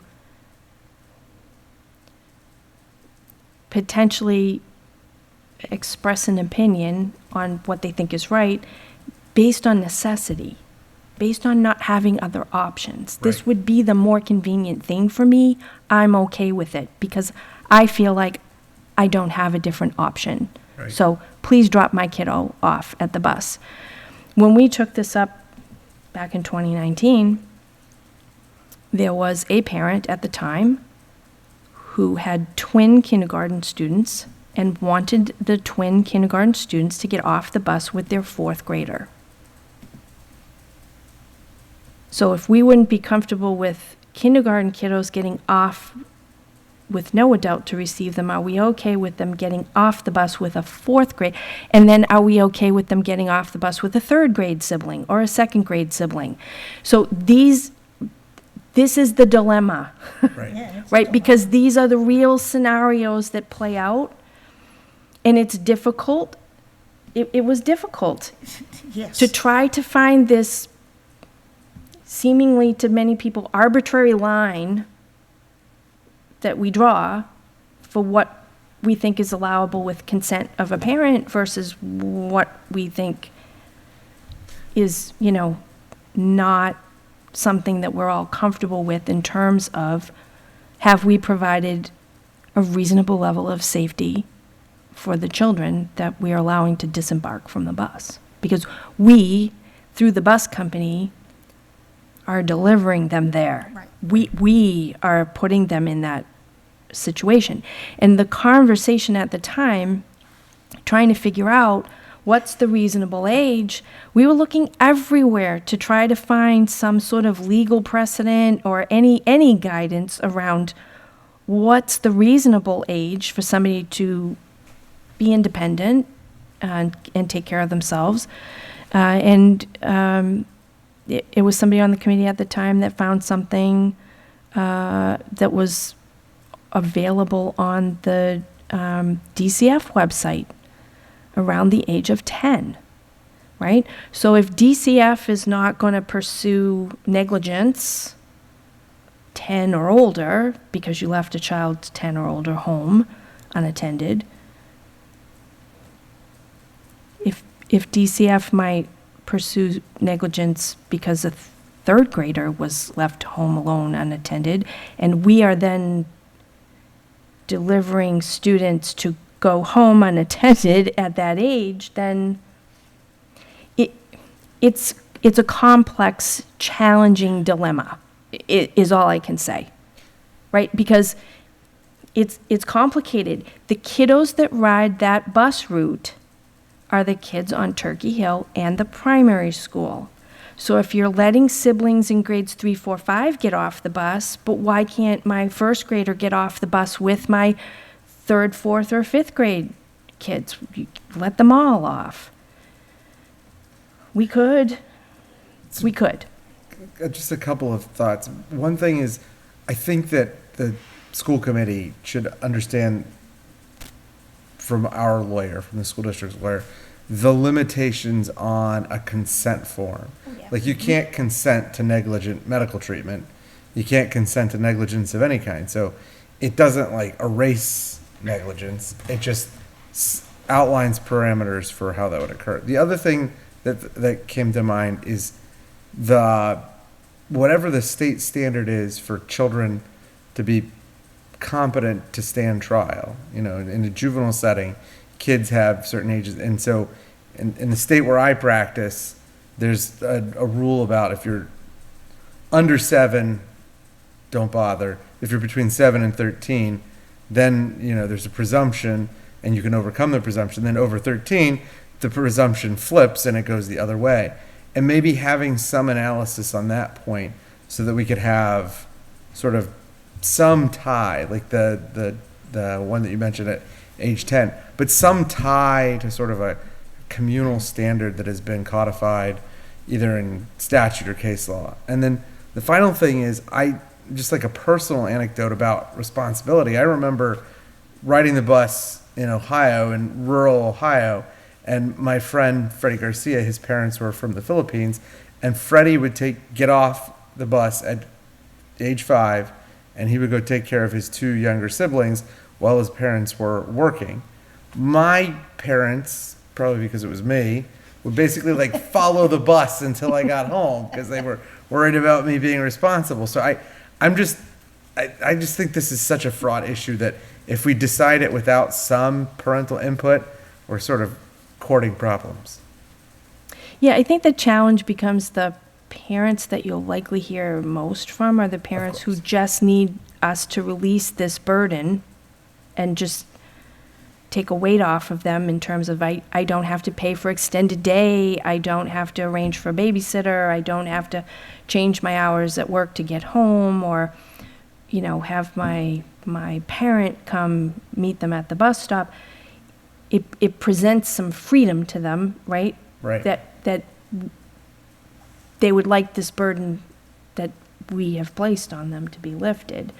I don't know how many parents would come out and say, good grief, no, you cannot let kids get off the bus. I think that you'll mostly hear from the people that want you to release that expectation. And that's a place where there's like a tension between. Well, I think it was similar to last time we had the meeting. It was highly attended, but it's the parents who want their child to be left at home, but it's also that balance of liability. Again, what would a reasonable jury of 12 people think we did Right. in terms of our policies and practices? Right. So is this something that you think we should delve into? Or is it something that you think we should leave alone? Or something, you know, is Laura's suggestion to test the water with the school councils, is that a good beginning? I'd just be really interested to hear Or- what they have to say from the building administration. Or by just having this conversation now, will there be 65 people at the next meeting asking us to, you know, to change this, and so be it. You know, if people come, we're happy to listen to them. But what is the best thing to do, Brian? I guess I would say we can take our time a little bit. I would say that Yeah. if we're going to create a policy, we should plan it out so that it would happen in the spring, so that we would be ready to go for the fall, next fall. I would agree. Yeah, I wouldn't change anything now, because people have set up their routines and their coverage and their, you know, I wouldn't say that this is something that would change immediately, for sure. Let me go back one more time. Do you think that the school council is a reasonable thing to do, or do you think it should be more discussion on our part? Or should we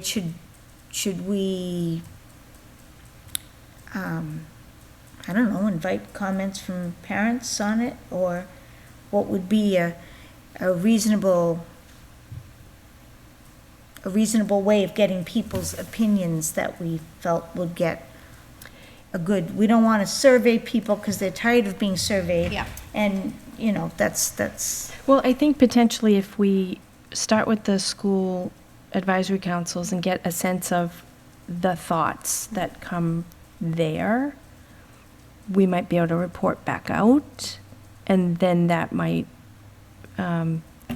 give us some other thoughts about next steps to engage a broader audience. Yeah, I think that's the right approach. Yeah, I think, yeah, hit a primary in Turkey Hill, and also I think just add it again to our agenda for another discussion, and having Peter here too will help. yes, I think so. But I Okay, think we keep it on the agenda and keep progressing. all right. But I don't think a massive survey is a good No, idea to we're not start. going to start this, no. I don't I think think that's gonna we have a help. good sense of what the parents are interested in too. Right. And I think a legal opinion again is probably a good idea as well. Yeah, I don't know that the legal things have changed in 3 years, No. but it certainly wouldn't hurt to ask. Who knows something? With 3 new members too, could have like me happened, and you and were we there, have- but Different people on the board, on the committee, that could make a difference. All right, all right, we have a So then I'll ask plan. the principals to put that on an agenda for their school advisory council meetings. thank you. Yeah, thank you. That's good. All right. So our school committee goals. So I didn't put the last year's goals into the folder. I just wanted a general sense of what people thought, and then the next time we can be more specific, because, I mean, one of our thoughts when we did our protocol meeting was to have a general discussion, and then, so if people wanted to weigh in, they would have an opportunity to do so. Last year's goals, I did make sure that I was familiar. The equity goal was the equity audit, and that's currently underway. And our intent with the equity goal was to support whatever training or suggestions that the auditor came up with. So my initial thought was we would just roll that over Yeah. in general. I mean, we'll look more specifically at the language, but roll that general thought over in there. Another goal was to make sure that we availed ourselves of professional development. I think we were better. I think Brian kept us on course. You know, there's one on Friday incidentally. I think we took advantage of some of the opportunities, and I think now we have a sense of MASC is there. I don't see it as like a goal to keep going, but I think it's always going to be on our minds, and we'll share MASC workshops, Information. but I don't see it as a goal anymore at this point. I would agree with you. The communication goal that we had, our goal in that communication goal was to make sure people understood what we were doing, what was under our control and what was not under our control, and that type of thing. If you looked at the survey, wait a minute, turn my page, the survey that was presented to us on the 4th of May, it indicated that people like email the most for communication, followed by Facebook, and then our website. Both school and town websites were somewhat effective, but the email was the best way for us to get information out. And agendas was the most oftenly searched for item. So that's what the survey said. The roles and responsibility little videos were not viewed, and that was not a efficient use of time. However, I do think that they're good to have, because when you have people that are interested in school committee, for that very small audience, I think they are helpful. So I Well, here's wouldn't another delete them. thought, since people do appreciate the email communication, we could push out to everyone those video links, and we could do it over a 3-week period of time. And maybe people will open their email and open that link. It's a very short. They're very short. They're Video. like 5 to 7 minutes at the most. Yeah. We could do something like that. And people seem to like posting information and presentations on the website, the presentations that came up on the website. People seem to like, and people prefer to attend our meetings electronically, which I get. However, I think our communication also has to be about how to communicate what we're talking about in the minute, like this conversation about releasing kids from the bus. How does that get communicated to people that's a topic? Yeah, I tried doing that with the last two meetings, putting on the agenda on our Facebook page and saying topics for discussion are going to include this, but. And I Going forward. appreciated that, because I thought, because, often the conversation comes from Facebook, and people, by putting those on there, I think that's good. Okay. Because they're not gonna open it up and look at the agenda. But if you put what you think might be hot button topics, Exactly. then maybe people will come to the meeting or look at the meeting or even watch the video afterwards. I do my fair share of that at different meetings. I think that's good. I think that works. The Twitter thing didn't appear to hit very many people, and Sophie was doing the Twitter thing, so the Twitter thing probably has stopped because she probably has control over it. Yeah, and I just I don't don't think think- Twitter is the platform I don't for think the it is school either. committee, too. I think Facebook is still a good avenue. So, I still think the communication needs to be a goal. Yeah, and I'd like to see even just the agenda and how we run meetings, the protocols, kind of incorporated into that goal too. Like, as we clean up the protocols, that's kind of the part of that goal too, of communicating. I think also cleaning up the agenda, and trying to make it more public friendly with public comment as well. Adjusting our agendas to get more public participation. I think that kind of fits in there. Yeah, once we approve, and hopefully we will tonight, the protocols, then the public comments shift. And they will be earlier in the meeting for both. And I think we can incorporate And I into the think we goal, can and then do it's the that. implementation and continually doing Implementation it of throughout that. the year. And changing the reports being so very long, because most of these groups haven't met this week. So I think that will help.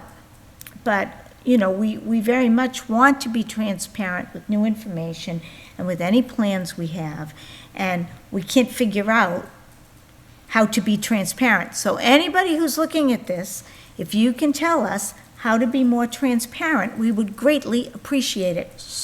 Can I add? Yes, So you I think can. it's also the sharing of the folder on the website, sharing the videos that we do. Like, I think it's going to be sharing more of the documents that we're putting it up there. Like Mr. Cassidy has the documents up there. I think incorporating all that in our meetings, more presentations up, more documents up that people can see it at home and on Zoom. I think adding all that into that communication piece. Too. Adding on to that, Can I say one thing on that point? by all means. I've had a couple of people, one of whom is my wife. She's allowed. She's very insistent.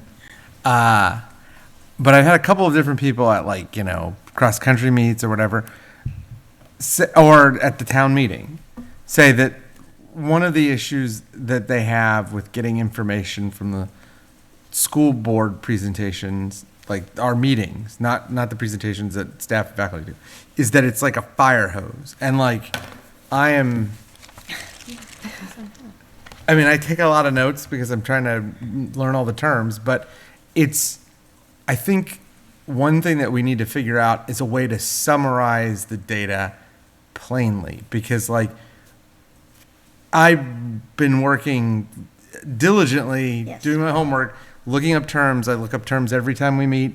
Brian says 3 things that I don't know what they are. And so I feel like that, expecting that from everybody is probably not fair. And so, I volunteer to do this, so I feel like that's my duty. But for a parent that just wants to say why can't my 11-year-old get off the bus?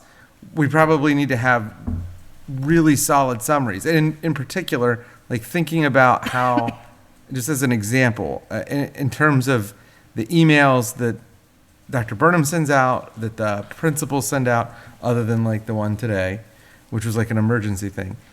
If there was like a table of contents or something at the top, this issue is, 1, 2, 3, 4. These 4 issues are going to be, if you're interested in this, you can just go straight to issue number 3. A lot of the stuff in the email is sort of repetitious, and as a result, I feel like we're never not giving people information. They just can't find it in what we give them, and we don't want to do, here's the pile, find your file kind of thing. And I feel like with the transportation policy, I have 15 pages on when we discussed the transportation policy last year. And I remember Mr. Cassidy's report about the buses, and I was stunned about how much one more bus was going to cost.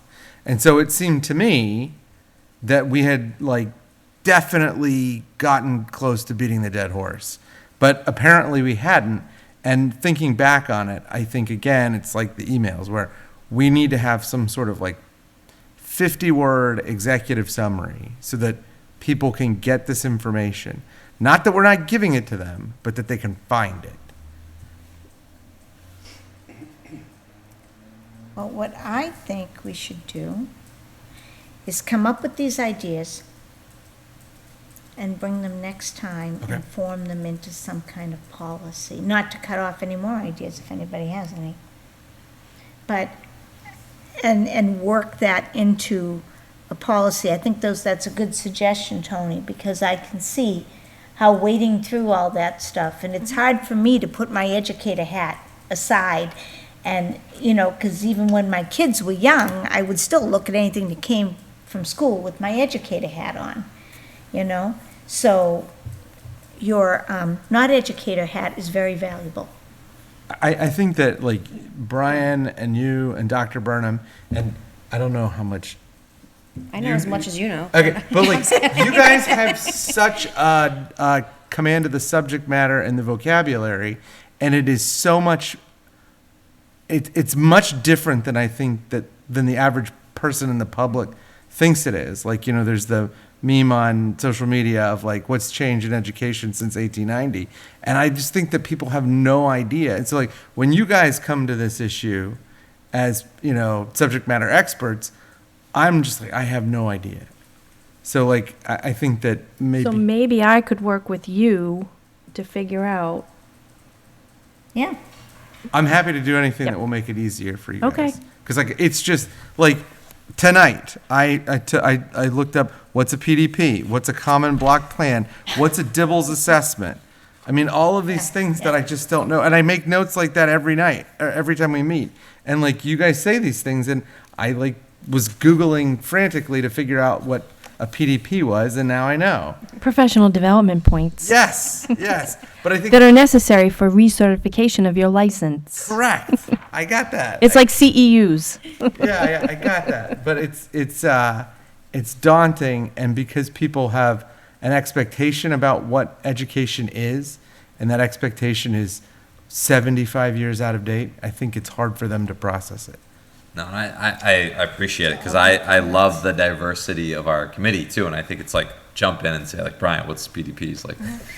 I want you to, because sometimes I don't realize too what the public is not connecting to, and I want to make sure the public knows it too. Okay. Speak up anytime. Yeah. Okay. All right, so we'll work off of, I think this communication goal is going to be huge. And I think unless anybody has another idea for a goal, if we just work off the communication and the equity, I think we're okay for this year, unless, and we can bring that up next week when Peter's here and see if he had any other thoughts too. But I think getting people to understand what we're saying Yes, that's big. is huge. And I think that communication goal can have lots of Oh, components. there's going to be a lot to it because it's so broad. Maybe we'll be able to piggyback some of the ideas from Dr. Burnham's superintendent goals of the getting the community involved, or the community engagement, Right. family engagement. So that'll be really interesting to see what some of the points come out of that document, because we should be able to utilize some of that to maybe bring more people in to ask those Absolutely. questions. Absolutely.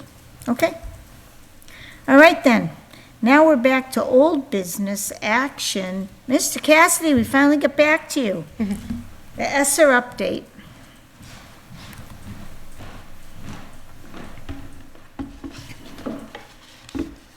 Thank you for your patience on this. This is new for me.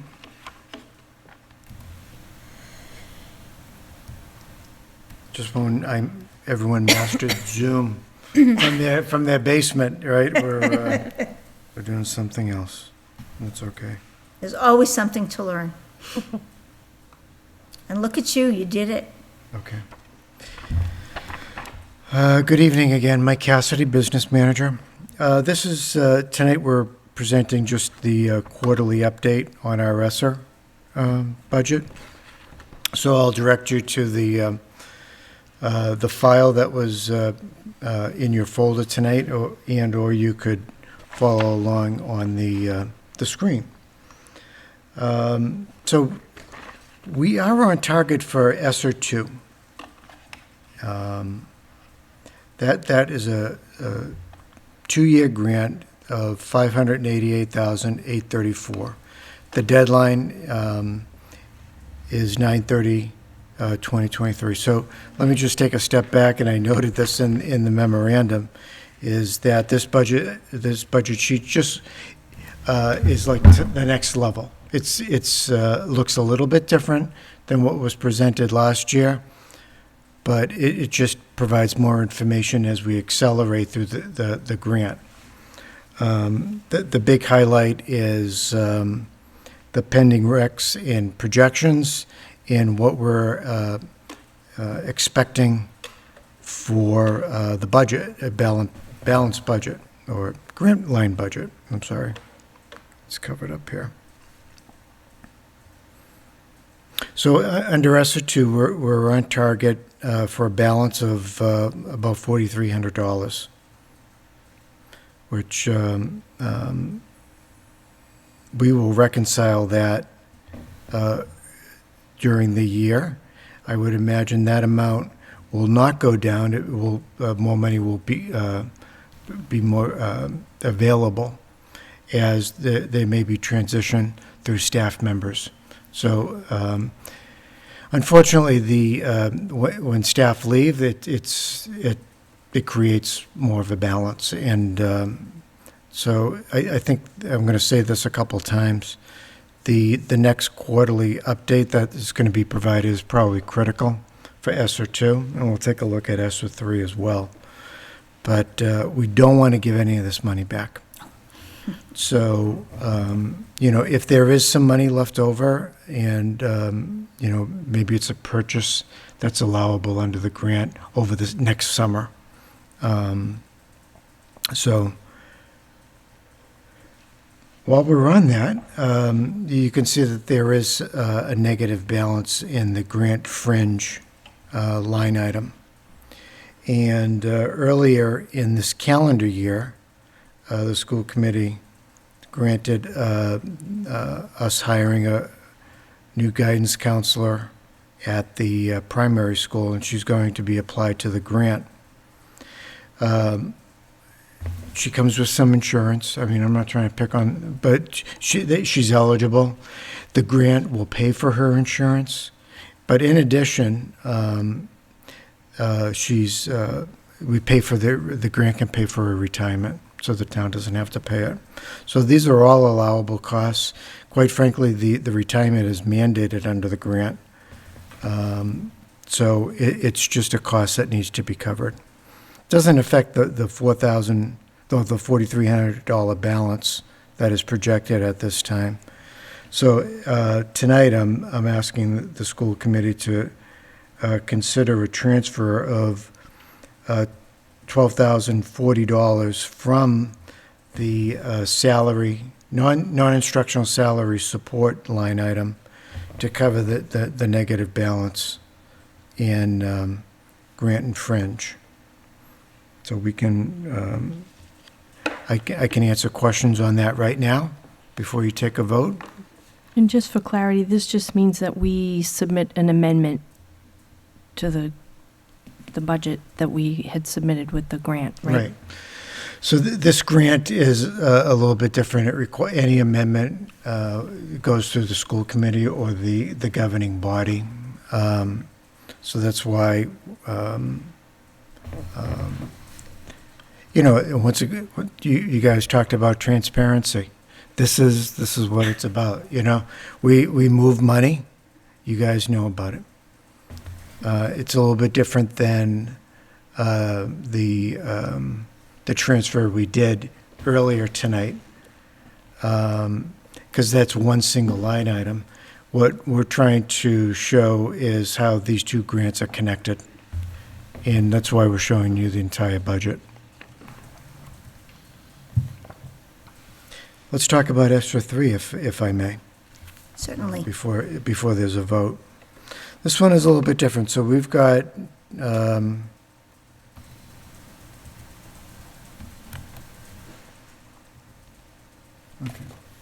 All right, making sure it's moving over there. We got a much. You got it. You got it moving. You can see it move. No, I can't. But that's okay. Oh, okay. All right. This grant's a little bit different. We've got a larger balance, but we've got another year to spend it.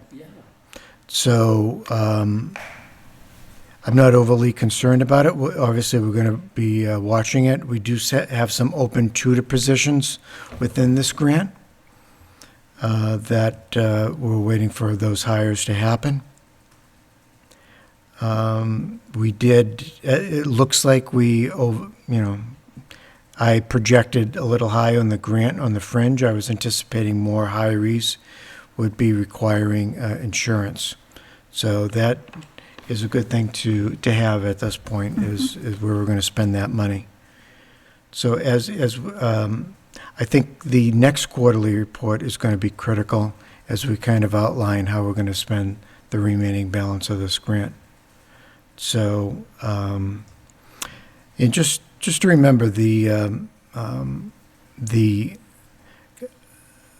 several of the teachers or guidance counselors that are on ESSER 2 are jumping on ESSER 3 in year 3.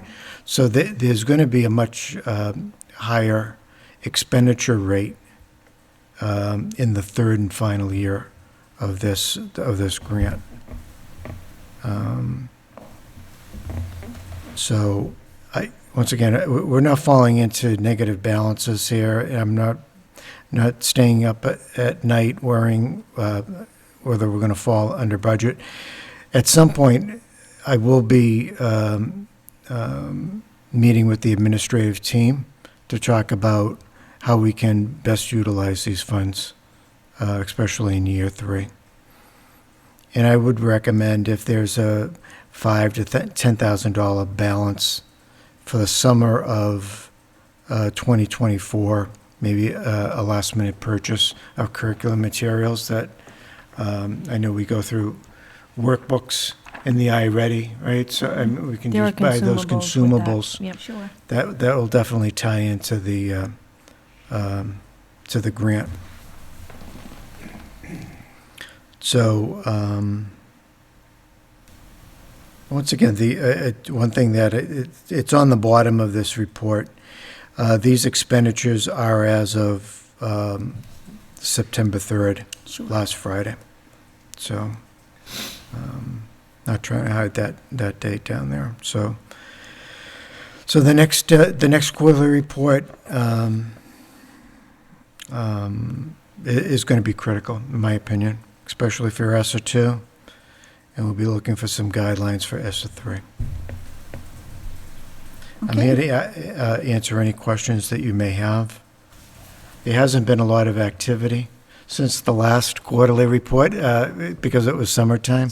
But once again, this is going to be accelerating over this school year. Well, as always, everything is very clear and very organized.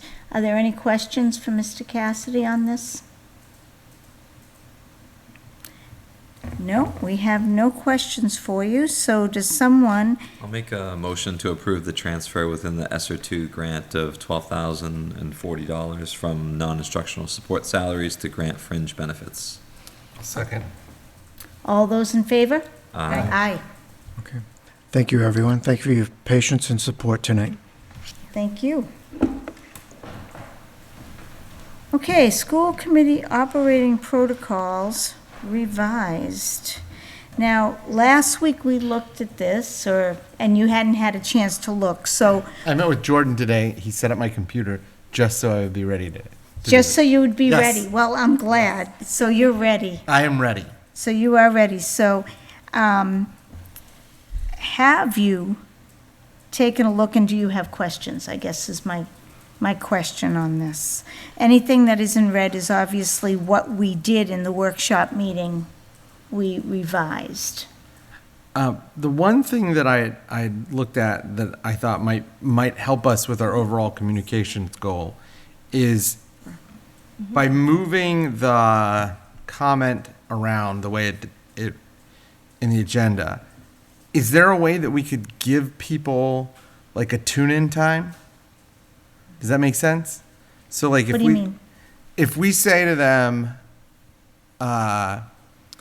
public comment will be at this specific point in the agenda, and we know when we're scheduled to start, is there any way that we could say to them, tune in at 7:00 or whatever? Because then I think that would aid them in participating, and it would eliminate the problem that we had at the COVID meeting, where we had like 150 people waiting to comment, and they had to wait like 2 hours. So I think that's what we're trying to get at, is Right. that we Yes. gotta have it at the beginning now. Yeah. So it's gonna be right, if we're having a 7:00 meeting, it's right after 7. Yeah, A 6:30 meeting, right after 6:30. I think like that's that. the idea, is that we're not gonna have presentations before the public comment. And we did move the chair's report to go after public comment. okay, that works. So that went right away. The only issue is the end one. And as you well know, at the end of the meeting, we Yeah, we have no idea. Yeah. We have no idea. I mean, we try for like 2.5 hours, so we've got 15 minutes left on your 2.5 hours, Tony. So, I mean, that's what the aim is, for no more than that, but we know that doesn't usually work. But I think these changes are gonna help with Yes. that. Yeah. I think that's I what agree. I would like out of this. So, and I know that Mr. Beardmore wanted to make some change to people being able to speak besides me as an official voice, like I think what he was talking about is like factual questions, or like Laura pointing out what is appropriate on the agenda, for people to see, which is perfectly appropriate as Yeah. far as I'm concerned. But he was okay with letting this go here, figuring what he had to comment on would be in our goal. Yeah. He would move it over to the goal for that. So, do you want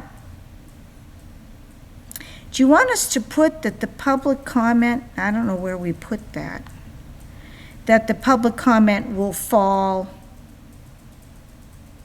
one set of, it's here, number Yeah. 3, under how we operate. The beginning of the The meeting. agenda will include public comment at the beginning of the meeting to allow the public to address agenda items and matters under the governance of the school committee. So, I think that sort of is covered there, Tony.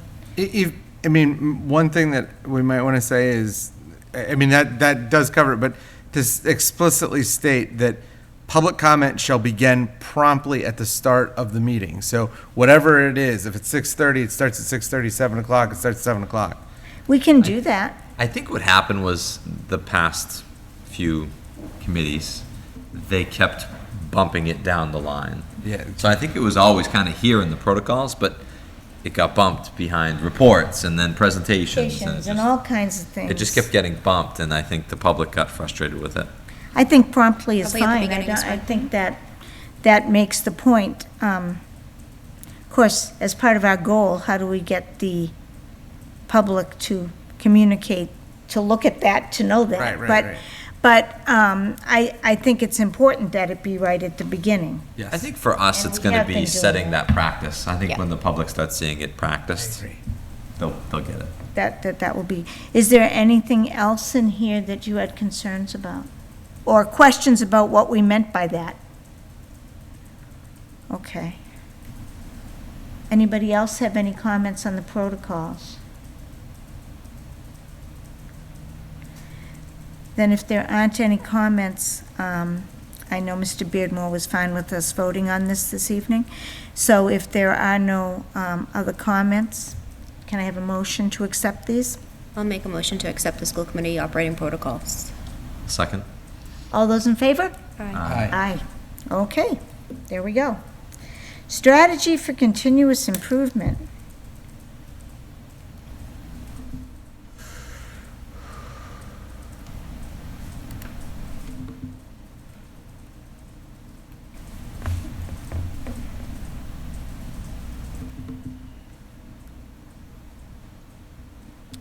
Alrighty, so I will share screen and move through these quickly.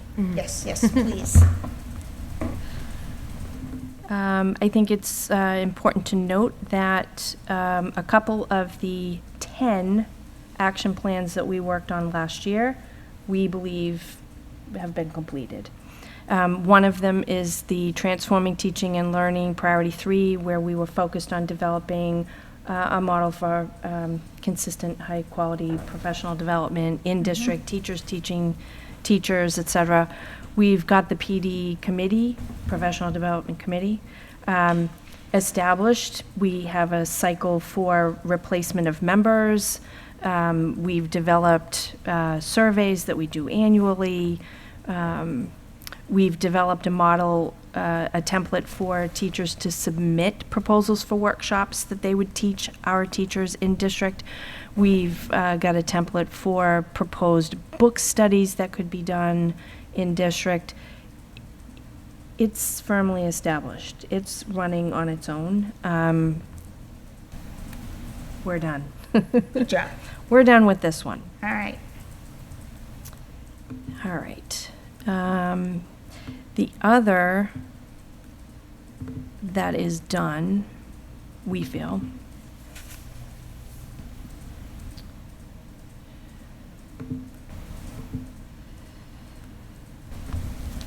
it's a lot to maneuver here. Yeah, there are a lot of screens. Is the action plan on equity, access, achievement, and opportunity for all students around the tiered system of supports. We've presented a lot of information over the last 2 years on this model.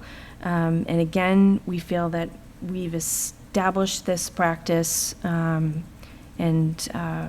it's up, it's running. There's no more work to do other than to engage in reflective practice periodically and reflect on how it's working and make adjustments as necessary, but everything's in place for this to be up and running. So we believe that that one is done.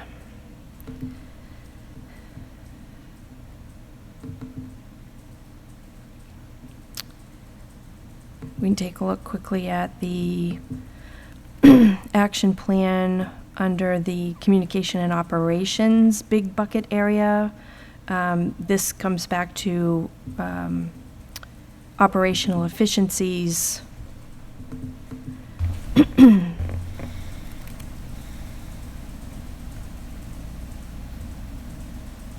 And as you can see in the established and completed section of this document, we've done a lot of work there too. The areas that we're still looking to continue to work on is to nail down this technology audit to our satisfaction. Mr. Santry is going to create a schedule committee to take a look at the schedule and what things we might be able to do with the schedule that meet the needs of both the middle school and the high school, but provide more continuity in the building. We have been working with the Power School Human Resource Module. There's a PD, professional development component to that, where teachers will be able to register for courses in Power School track their credits in Power School, which is a huge help to the paper flow that is managed by Penny Borneman in the HR office and Liz Peterson in my office. And we will also be working to ready the onboarding, offboarding of new employees in the hiring process in our Power School platform as well. As I've mentioned before, we're looking to work through School Messenger to add text messaging to our communication methods. We are going to continue to communicate with and engage families around their student needs, and that's those family nights that I mentioned earlier. It's the homeschool connections that are going to be going home with the new curriculum. And I might flush out some other things after I flush out that community engagement goal. But at the very least, this sort of outreach and connection with families is going to be happening.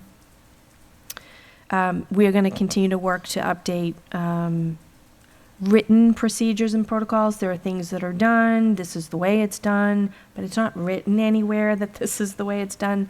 So we've been working on getting some of those things into writing, and I've outlined a few things that we're working to complete this year. We have successfully transitioned all of the parent forms for back to school and for registering new students to a digital online format. Next up is to transition those forms for staff, the staff forms that are paper flow in the district all of the time. We are also having conversations with the paraprofessionals union about developing a mentor program for paraprofessionals as well. And something that we've implemented that's really working well, I think. At our leadership meetings in August, we talked about something that had been implemented at Turkey Hill last year. The assistant principal every morning would send out a message to staff, letting them know if it was indoor recess, outdoor recess, if there was football at recess or no football at recess, who was on lunch duty coverage, who was at dismissal coverage with the buses, if there were people out of the building that might be your crisis type people, your guidance counselors, your social worker. It was noted so that the staff would know. I can't send a student down to Mrs. Okerman's office as an example. General information around a shift in a schedule for the day or any number of things. It's a very brief email, but it gives important information for teachers that now they're in the know, and now that impacts maybe how they maneuver through their day more effectively. Additionally, and I had shared some of this communication as an example with you last year, Mr. Palumbo was really good at the end of a week, Friday afternoons, capturing some photos of things that had happened in different classrooms during the week and sort of celebrating what the teachers had been doing or other staff members had been doing in the course of the week. Kind of that nice lift at the end of the week, send everybody home feeling good for things that were recognized that had happened during the week. So we are now implementing this in all buildings, and we're getting some good feedback from teachers at the high school, the middle school, primary school. Sure. So that's something that we're looking to continue through the year, get feedback ongoing from staff.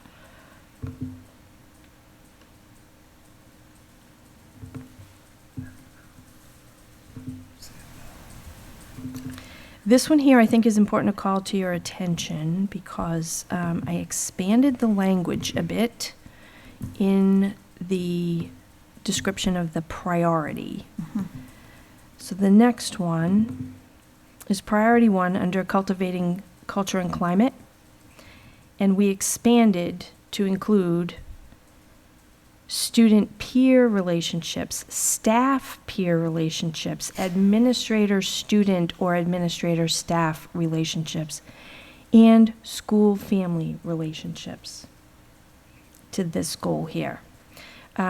Some of what we're going to be doing, because again, this part of this is around climate of safety, We're looking to select someone who can conduct a vulnerability threat risk assessment for the facilities, the schools. Are there things that we can do to make the actual physical school safer?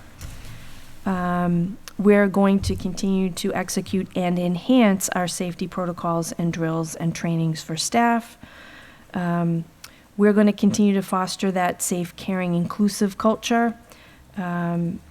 And the Trails to Wellness, the curriculum that we adopted last year will be implemented fully this year, K through 12.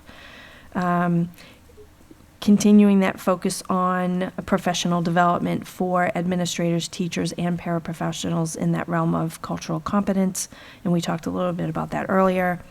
We're conducting that district equity audit, and we'll have the results, we anticipate still in December, and we can, determine actionable steps to take after we have that report. We've been working to establish some professional norms and expectations about how we interact in our schools, professional level. I did talk to you about this idea of doing a district safety assessment. That was part of the goal, and I've added it here, defining family engagement and creating those action plans following a self-assessment, embedded into this action plan here, if that's the goal that we end up going forward with.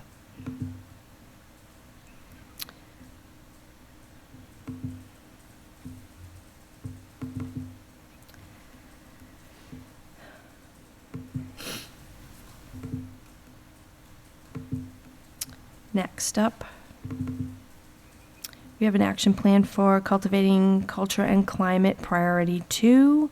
This is getting at that culture of learning, a culture of data use, reflective practice. So again, we've accomplished quite a bit here, but I remember telling you at the tail end of last year that we've established that educational research and review team. There's one at the high school and at the primary school. We're sort of piloting that. They are exploring current research and education on some of practices of interest at their level, and they will make some recommendations for change to practice. We are trying to shift to a more dialogue-based experience between evaluators and those that they evaluate, the teachers that they evaluate. We're looking to engage in peer observations, and what we're hoping to do is establish an opportunity, more than one if possible, to get teams of teachers out to other districts to see what practice looks like in other districts, in other classrooms. Our specialists are going to continue to support teachers as coaches around data, planning, and instruction. We're going to be working with that data cycle, as I explained to you, strategically timing our iReady benchmark assessments with our common curriculum-based assessments to take a look at those results in an ongoing way throughout the year. And we're looking to share the performance and growth data with students and families to empower their learning. It has been happening at the lower grades, but we're looking to expand that to make sure that all of those assessments are shared home, even at the middle school level.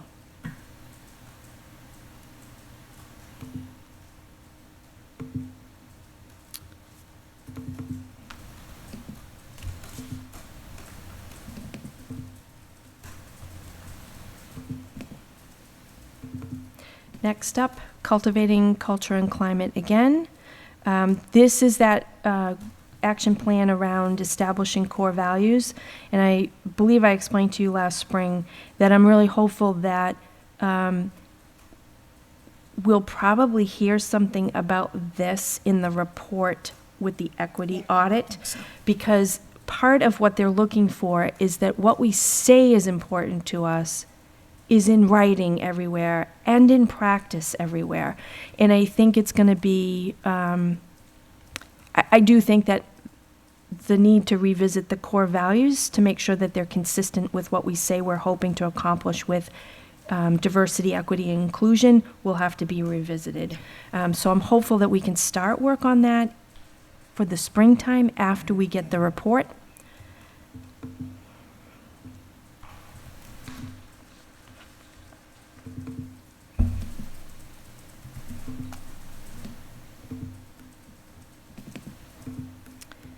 Next up, the action plan on cultivating culture and climate. This is the one that syncs up with my, part of it syncs up with my climate culture goal. That's again coming back to having the school improvement plans with climate culture goals, executing on those goals, providing you an update of progress on those goals, continuing to gather climate culture data, so a repeat assessment with that culture, the climate survey, a repeat of a SWOT analysis at each of the schools, et cetera. And then, working to have some special recognition of accomplishment of staff and students in an ongoing way. Again, to kind of have that celebratory component to the school climate and culture.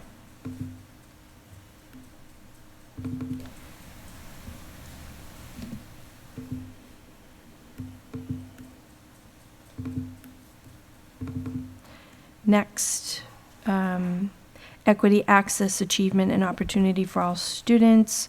Priority 2, consistency and continuity of practice and process. This is where, again, that district equity audit is going to come into play. Our review of various curricula with that diversity, equity, inclusion lens. Engaging families in the curriculum, again, that comes back to that home school connection, back to volunteering, back to sharing some of those pre-recorded presentations home to families so that they don't have to watch the video of our meetings to see that. They can catch that whenever it's convenient. And again, same as has been already outlined earlier, that professional development and trying to determine what is going to be required of all staff for equity, diversity, and inclusion.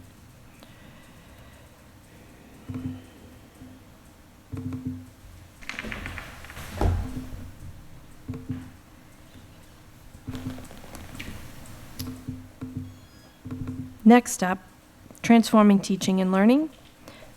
Establishing those effective teams to lead essential work, a high-quality, rigorous, and relevant curricula, focus on literacy and our social-emotional learning, identifying and communicating expectations for teachers around quality of teaching, and implementation of instructional practices and interventions, communication and professional development that are effective. Still to work on here, we're including the work that is ongoing for us with the Department of Elementary and Secondary Education's academies. We will be entering year 2 of year 3 of a 3-year literacy academy, year 2 of a 3-year social emotional learning academy, and year 1 of a universal design for learning academy. And while the work that we did with the math last year has ended, our math specialist is going to continue to participate in the Math Leaders Network. Again, we're going to continue to work, particularly at the 6-12 level, to implement common assessments. Again, communications and calibrated feedback from evaluators to teachers. We'll finalize that curriculum renewal cycle. We are definitely implementing the new curriculum in math and literacy. And again, you'll see participation in the UDL Academy listed under this action plan as well. And the last action plan of the 8 that are on the docket to continue this year.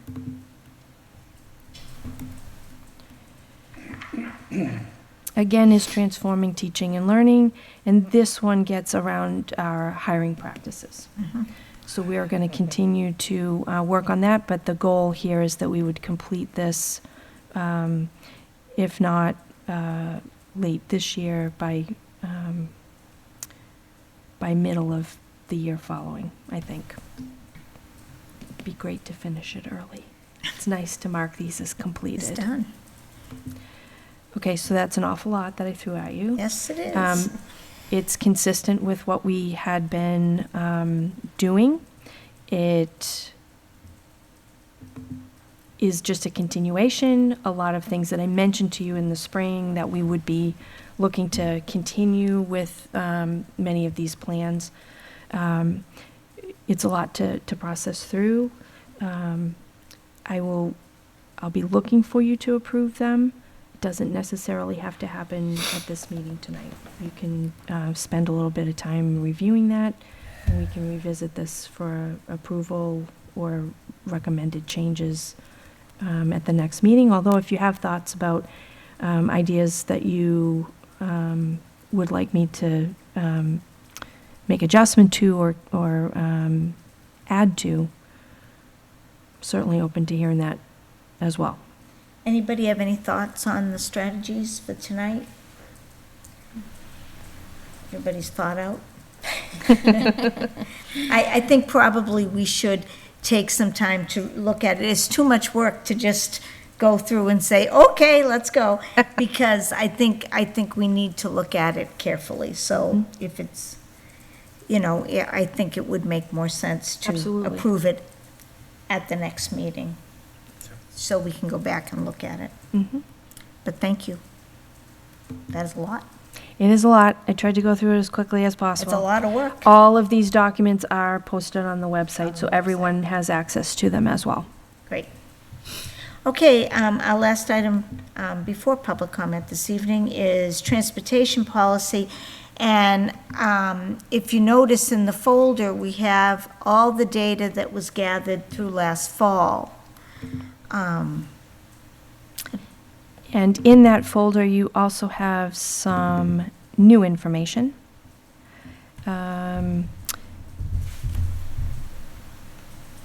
We did gather some information from, oh no, don't tell me I need to restart. No, no, no. Oh, no, no, no. No, Been no. too busy. He's tired. I have to talk to IT. I need to be able to intervene and shut down a restart. That's at an inopportune moment. So anyway, we did reach out to D-Bus. We sent them our complete enrollment roster, all of our students. The request, and Liz Peterson is on the meeting virtually tonight if you have any questions. Can you reasonably transport all of the students that we have? There's a little bit of additional information there.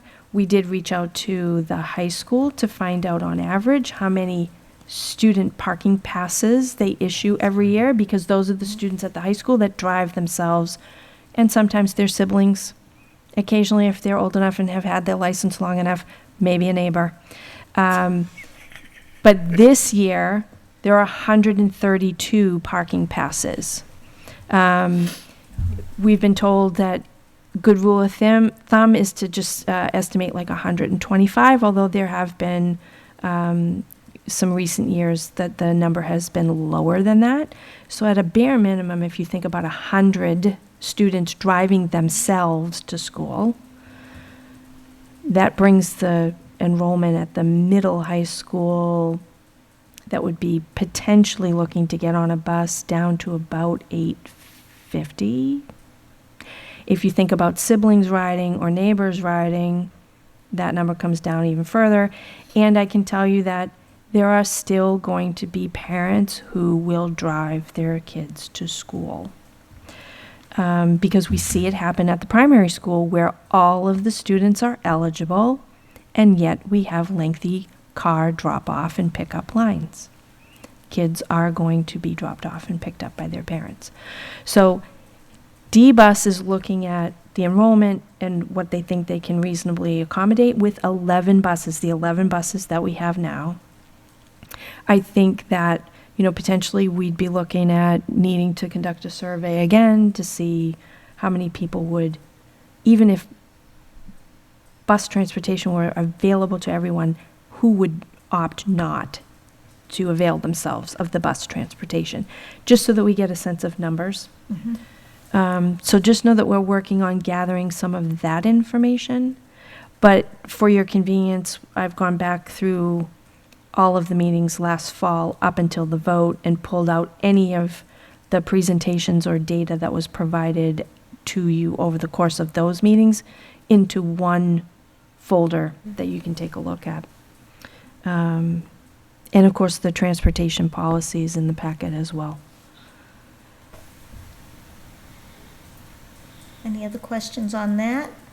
No, we appreciate that. Yeah, thank you for putting all in one place. This is really helpful to be able to go back and look at everything.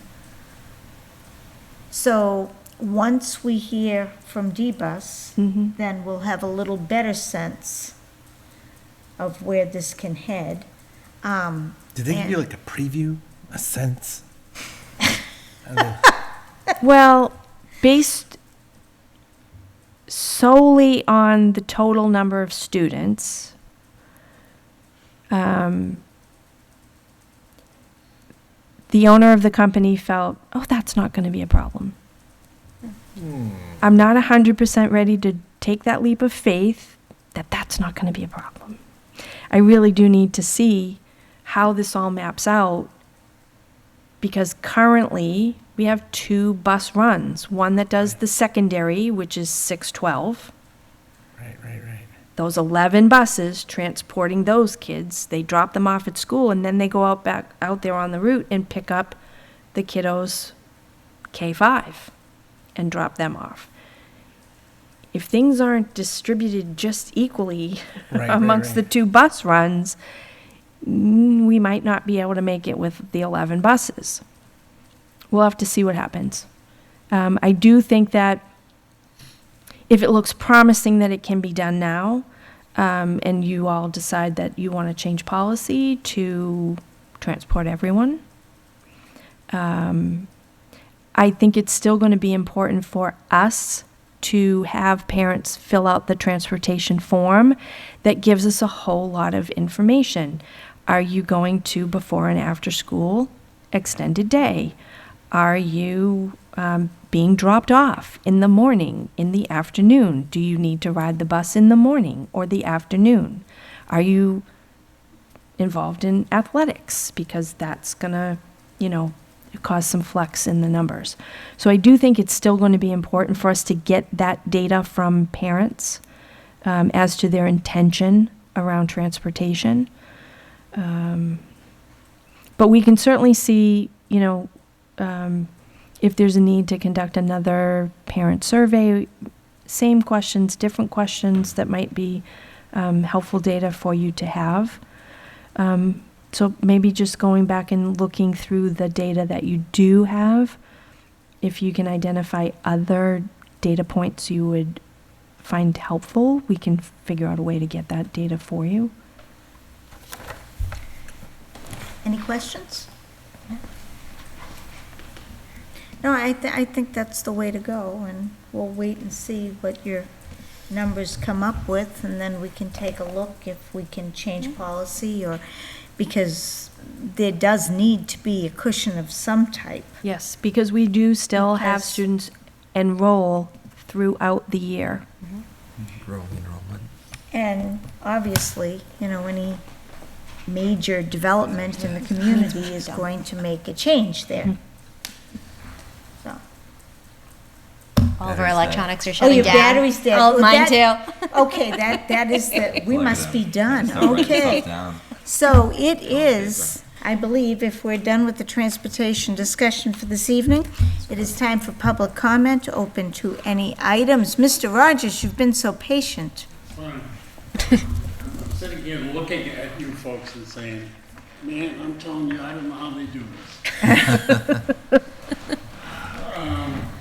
First and foremost, Dave Rogers, 82 Highland Street. First and foremost, I strongly solicit your support to update the communication ability of any meeting that's in here, okay? I'm sitting there and I could hardly hear you, okay? The people at home could not see what Mr. Cassidy put together, because I couldn't see it here. So all kinds of time is spent in doing all of this stuff, and it's useful. Usefulness is negligible, okay? Editorial compound. Item number 6 on your agenda, review and approve line item transfers. Can any member of the school committee tell me how much the money was involved on these line item transfers? Certainly. I can tell you that what we did was we moved, all right, let me find it on this paper. We transferred $6,475 from $3,000 from new furniture and equipment, $2,975 from library books, $500 from library expenses to contracted services. This is all at the Turkey Hill School. And that is to purchase TouchView interactive displays, which are, those Yep. boards, to help with the new curriculum that we've purchased. The new curriculum depends on the teachers being able to use those boards. Okay, gotcha. Did you go through this? You did? Yes. Oh, yeah. Okay. I must have been in transit, because I think it's very important when you do something like this that people know the scope of the money. Like you did mention the $12,000 in the grants. Yes. Yeah. Okay. I think it's very important to put it all together. Just a point, when we were going through it, Mr. Cassidy did note that the transfer of funds and the line item transfer was within the budget of the school in which it was. Right. So it wasn't going from anybody else. It was just. I understand that. Yeah, but still. So he got it. It's important, I agree with you. It's money that was budgeted Yes. and it's moved around, so thank you for that. I'm not going to use the right terms, and I okay. apologize, but the evaluation process for teachers.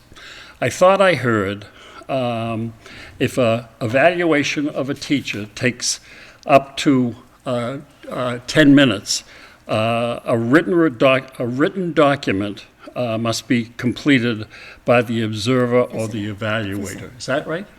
Not the evaluation, but a classroom observation of 10 minutes does, or more than 10 minutes, does require written feedback to the teacher. So it's not an evaluation. What's the difference between an evaluation and feedback? So an evaluation is provided at the end of the year.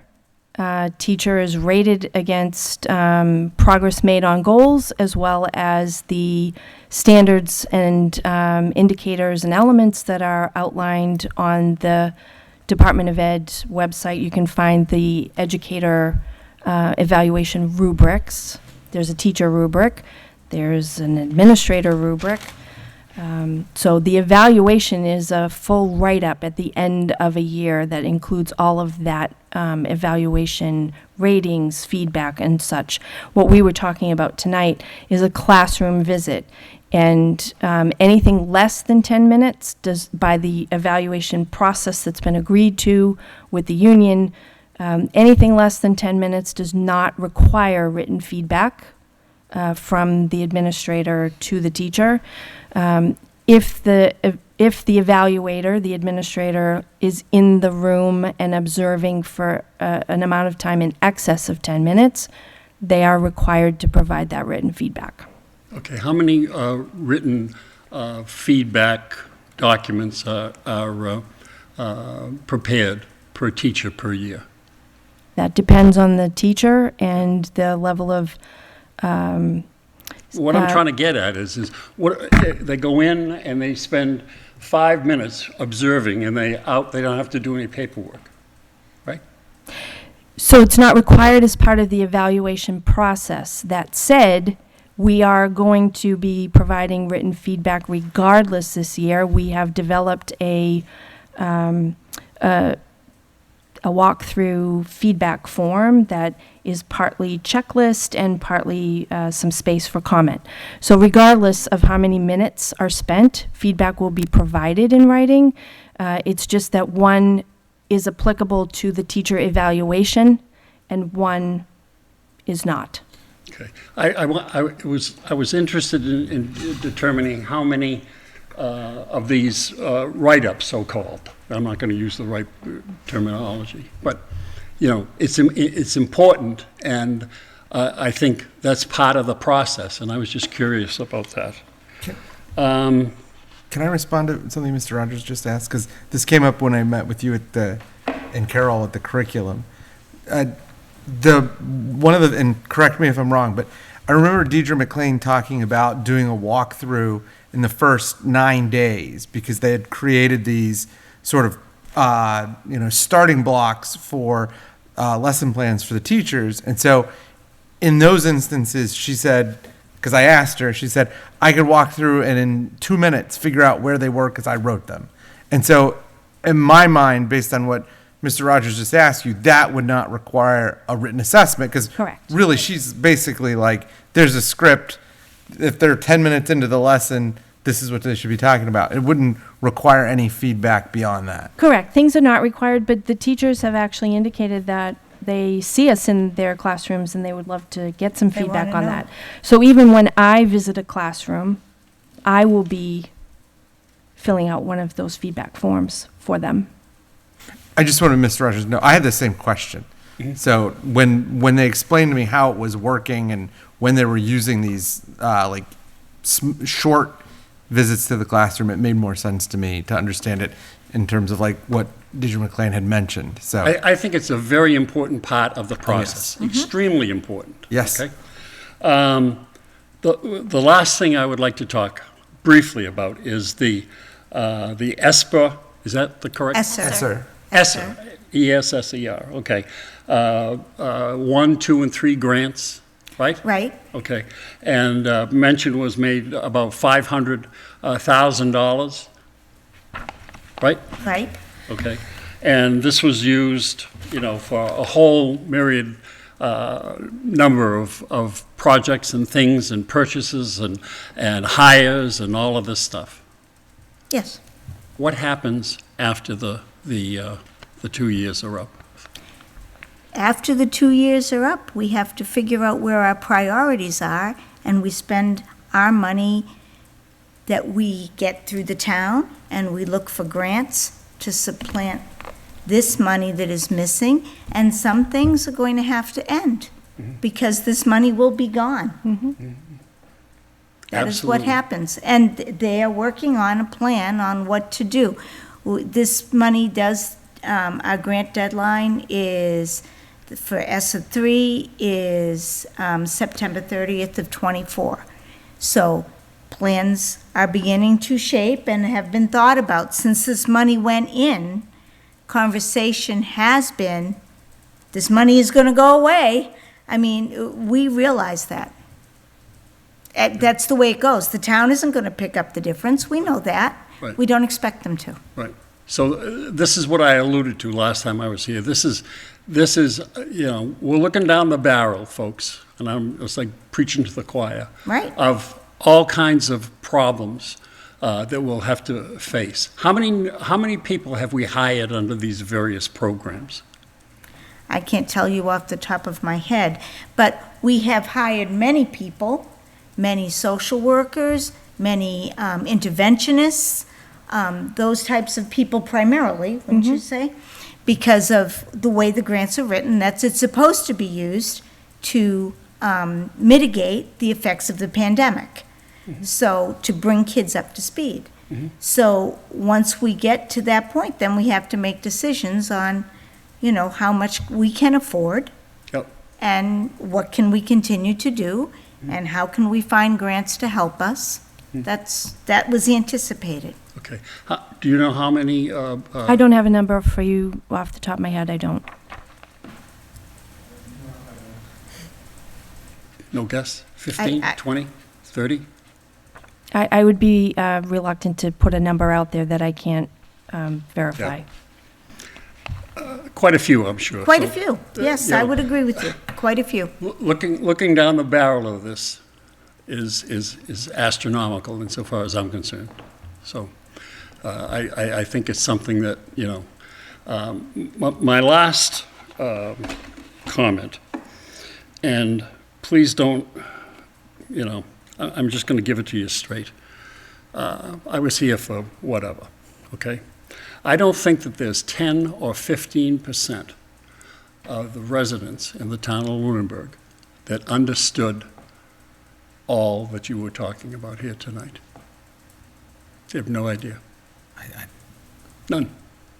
Okay, so it's very, very important that communication be restructured, okay? And I am the reason that the 15-minute rule is in, okay? I'm going to tell you. Yep. Yeah, and I understand that. I wasn't born yesterday, right? We spend $40 million plus for education. Is that right? Is that right? What's the number for the budget? Our budget this year, Mr. Cassidy? Over $20 million Yeah. with grants and everything else. Okay, and the first thing that you say when somebody comes up to talk is you've got a total of 15 minutes and yours is just 3. So you can have 5 people. That really sets the tone, doesn't it? We really want to reach out to you folks and to talk and feel like you can come through. You have a huge, my opinion, a huge public relations problem in terms of communicating and interfacing and as evidenced by a lot of stuff that's gone on in the past. And I hope that we can change this because it's not working, folks. Thank you for the opportunity and Thank you for have a good coming. night. You have a good evening.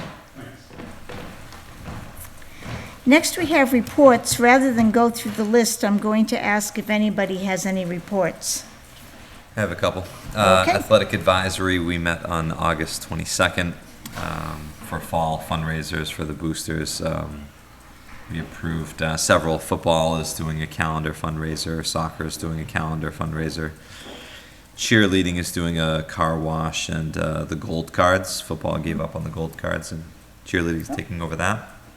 And we also, basketball wanted to get ahead of the game, and they're also doing a calendar. I think one of the aspects is people are struggling to find good fundraisers, and calendars definitely seem to be a successful product. So I think the challenge also is finding the customers and the people who are going to buy the calendars. And it's mostly, I think, you see a lot of it from the people who are parents of the kids playing the sports, but there can be some overlap. So I think that's a little bit of a challenge where a lot of the boosters are doing the same thing. Our next meeting is November 14th.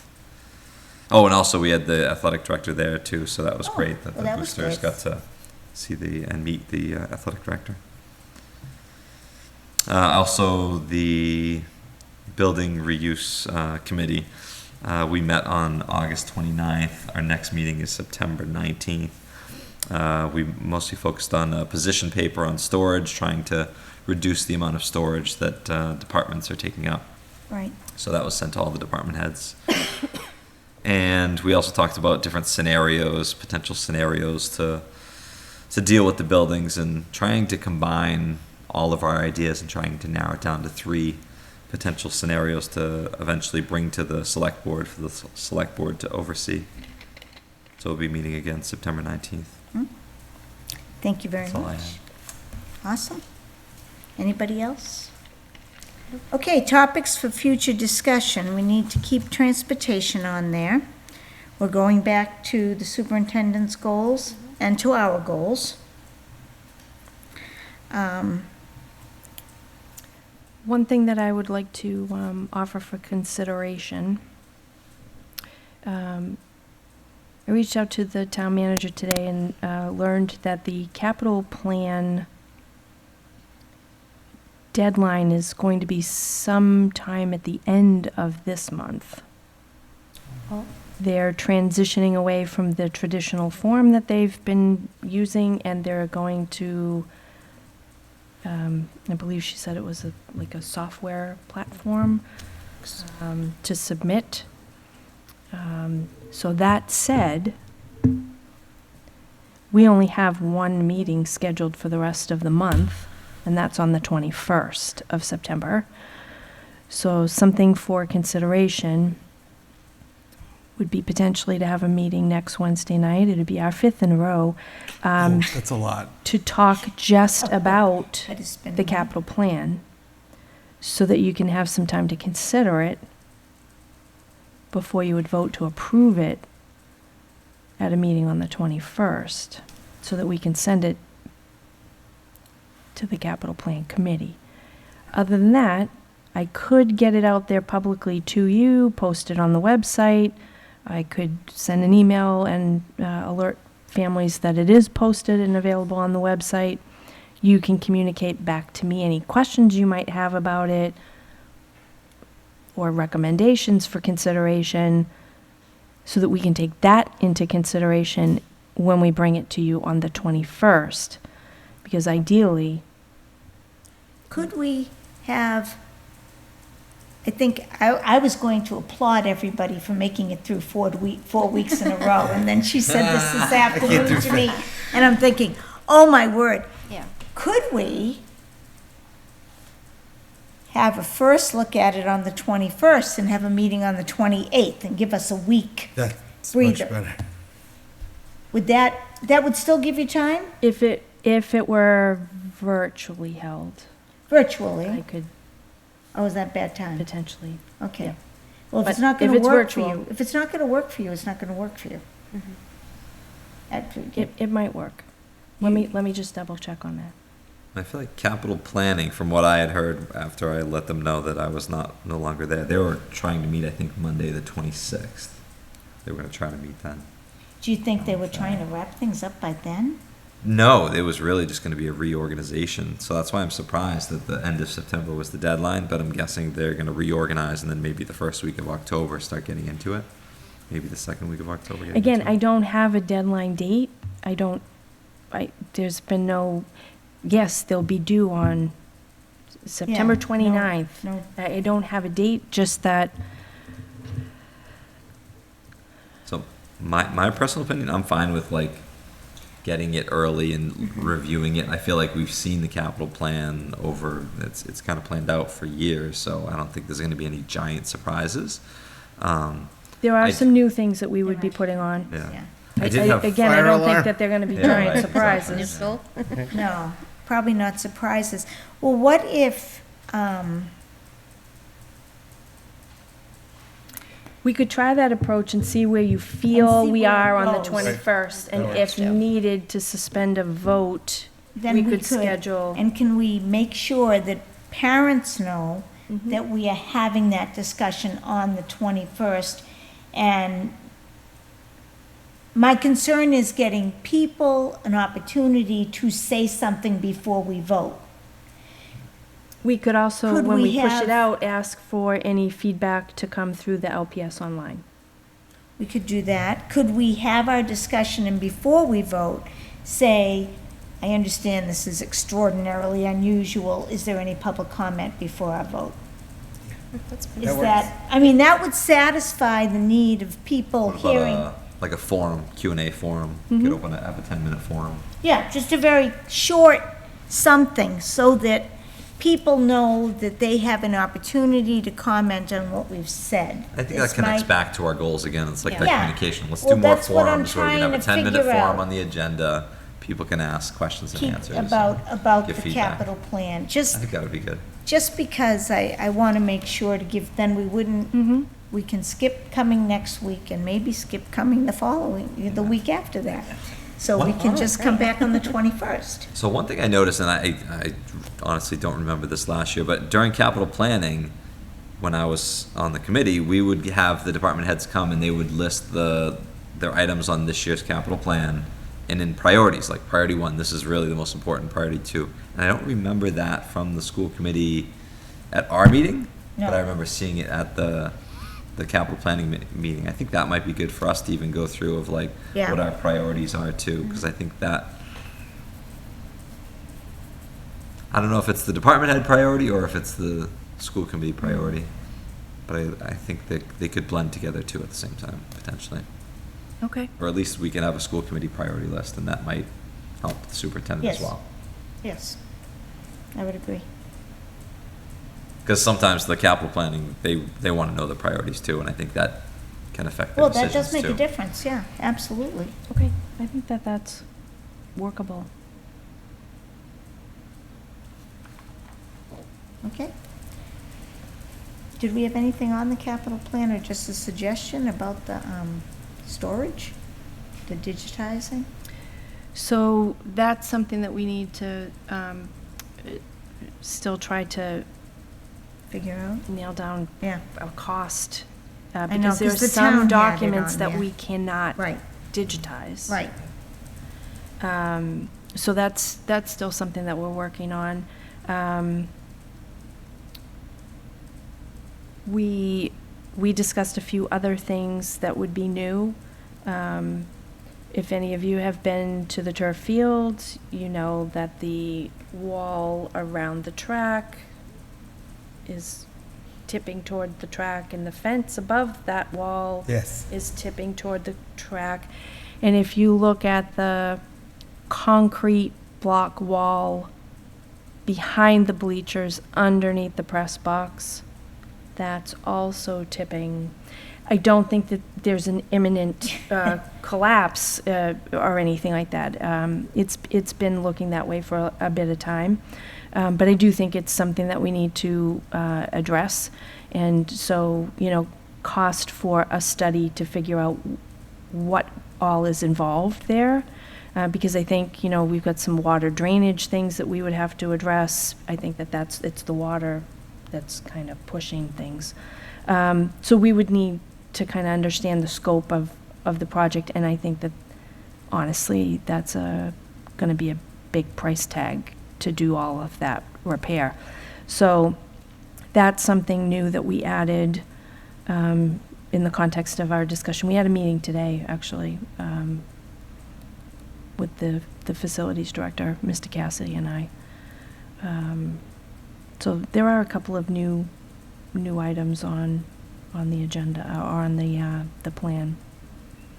But we will, draft up a little narrative so that you have an understanding of like what we're talking about.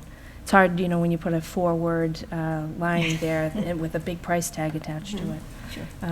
So we'll do our best to explain to you what we're thinking. Okay. Then, if we are all set, we can have a motion to adjourn. Make a motion to adjourn at 9:42 PM. Second. All those in favor? Aye. Aye.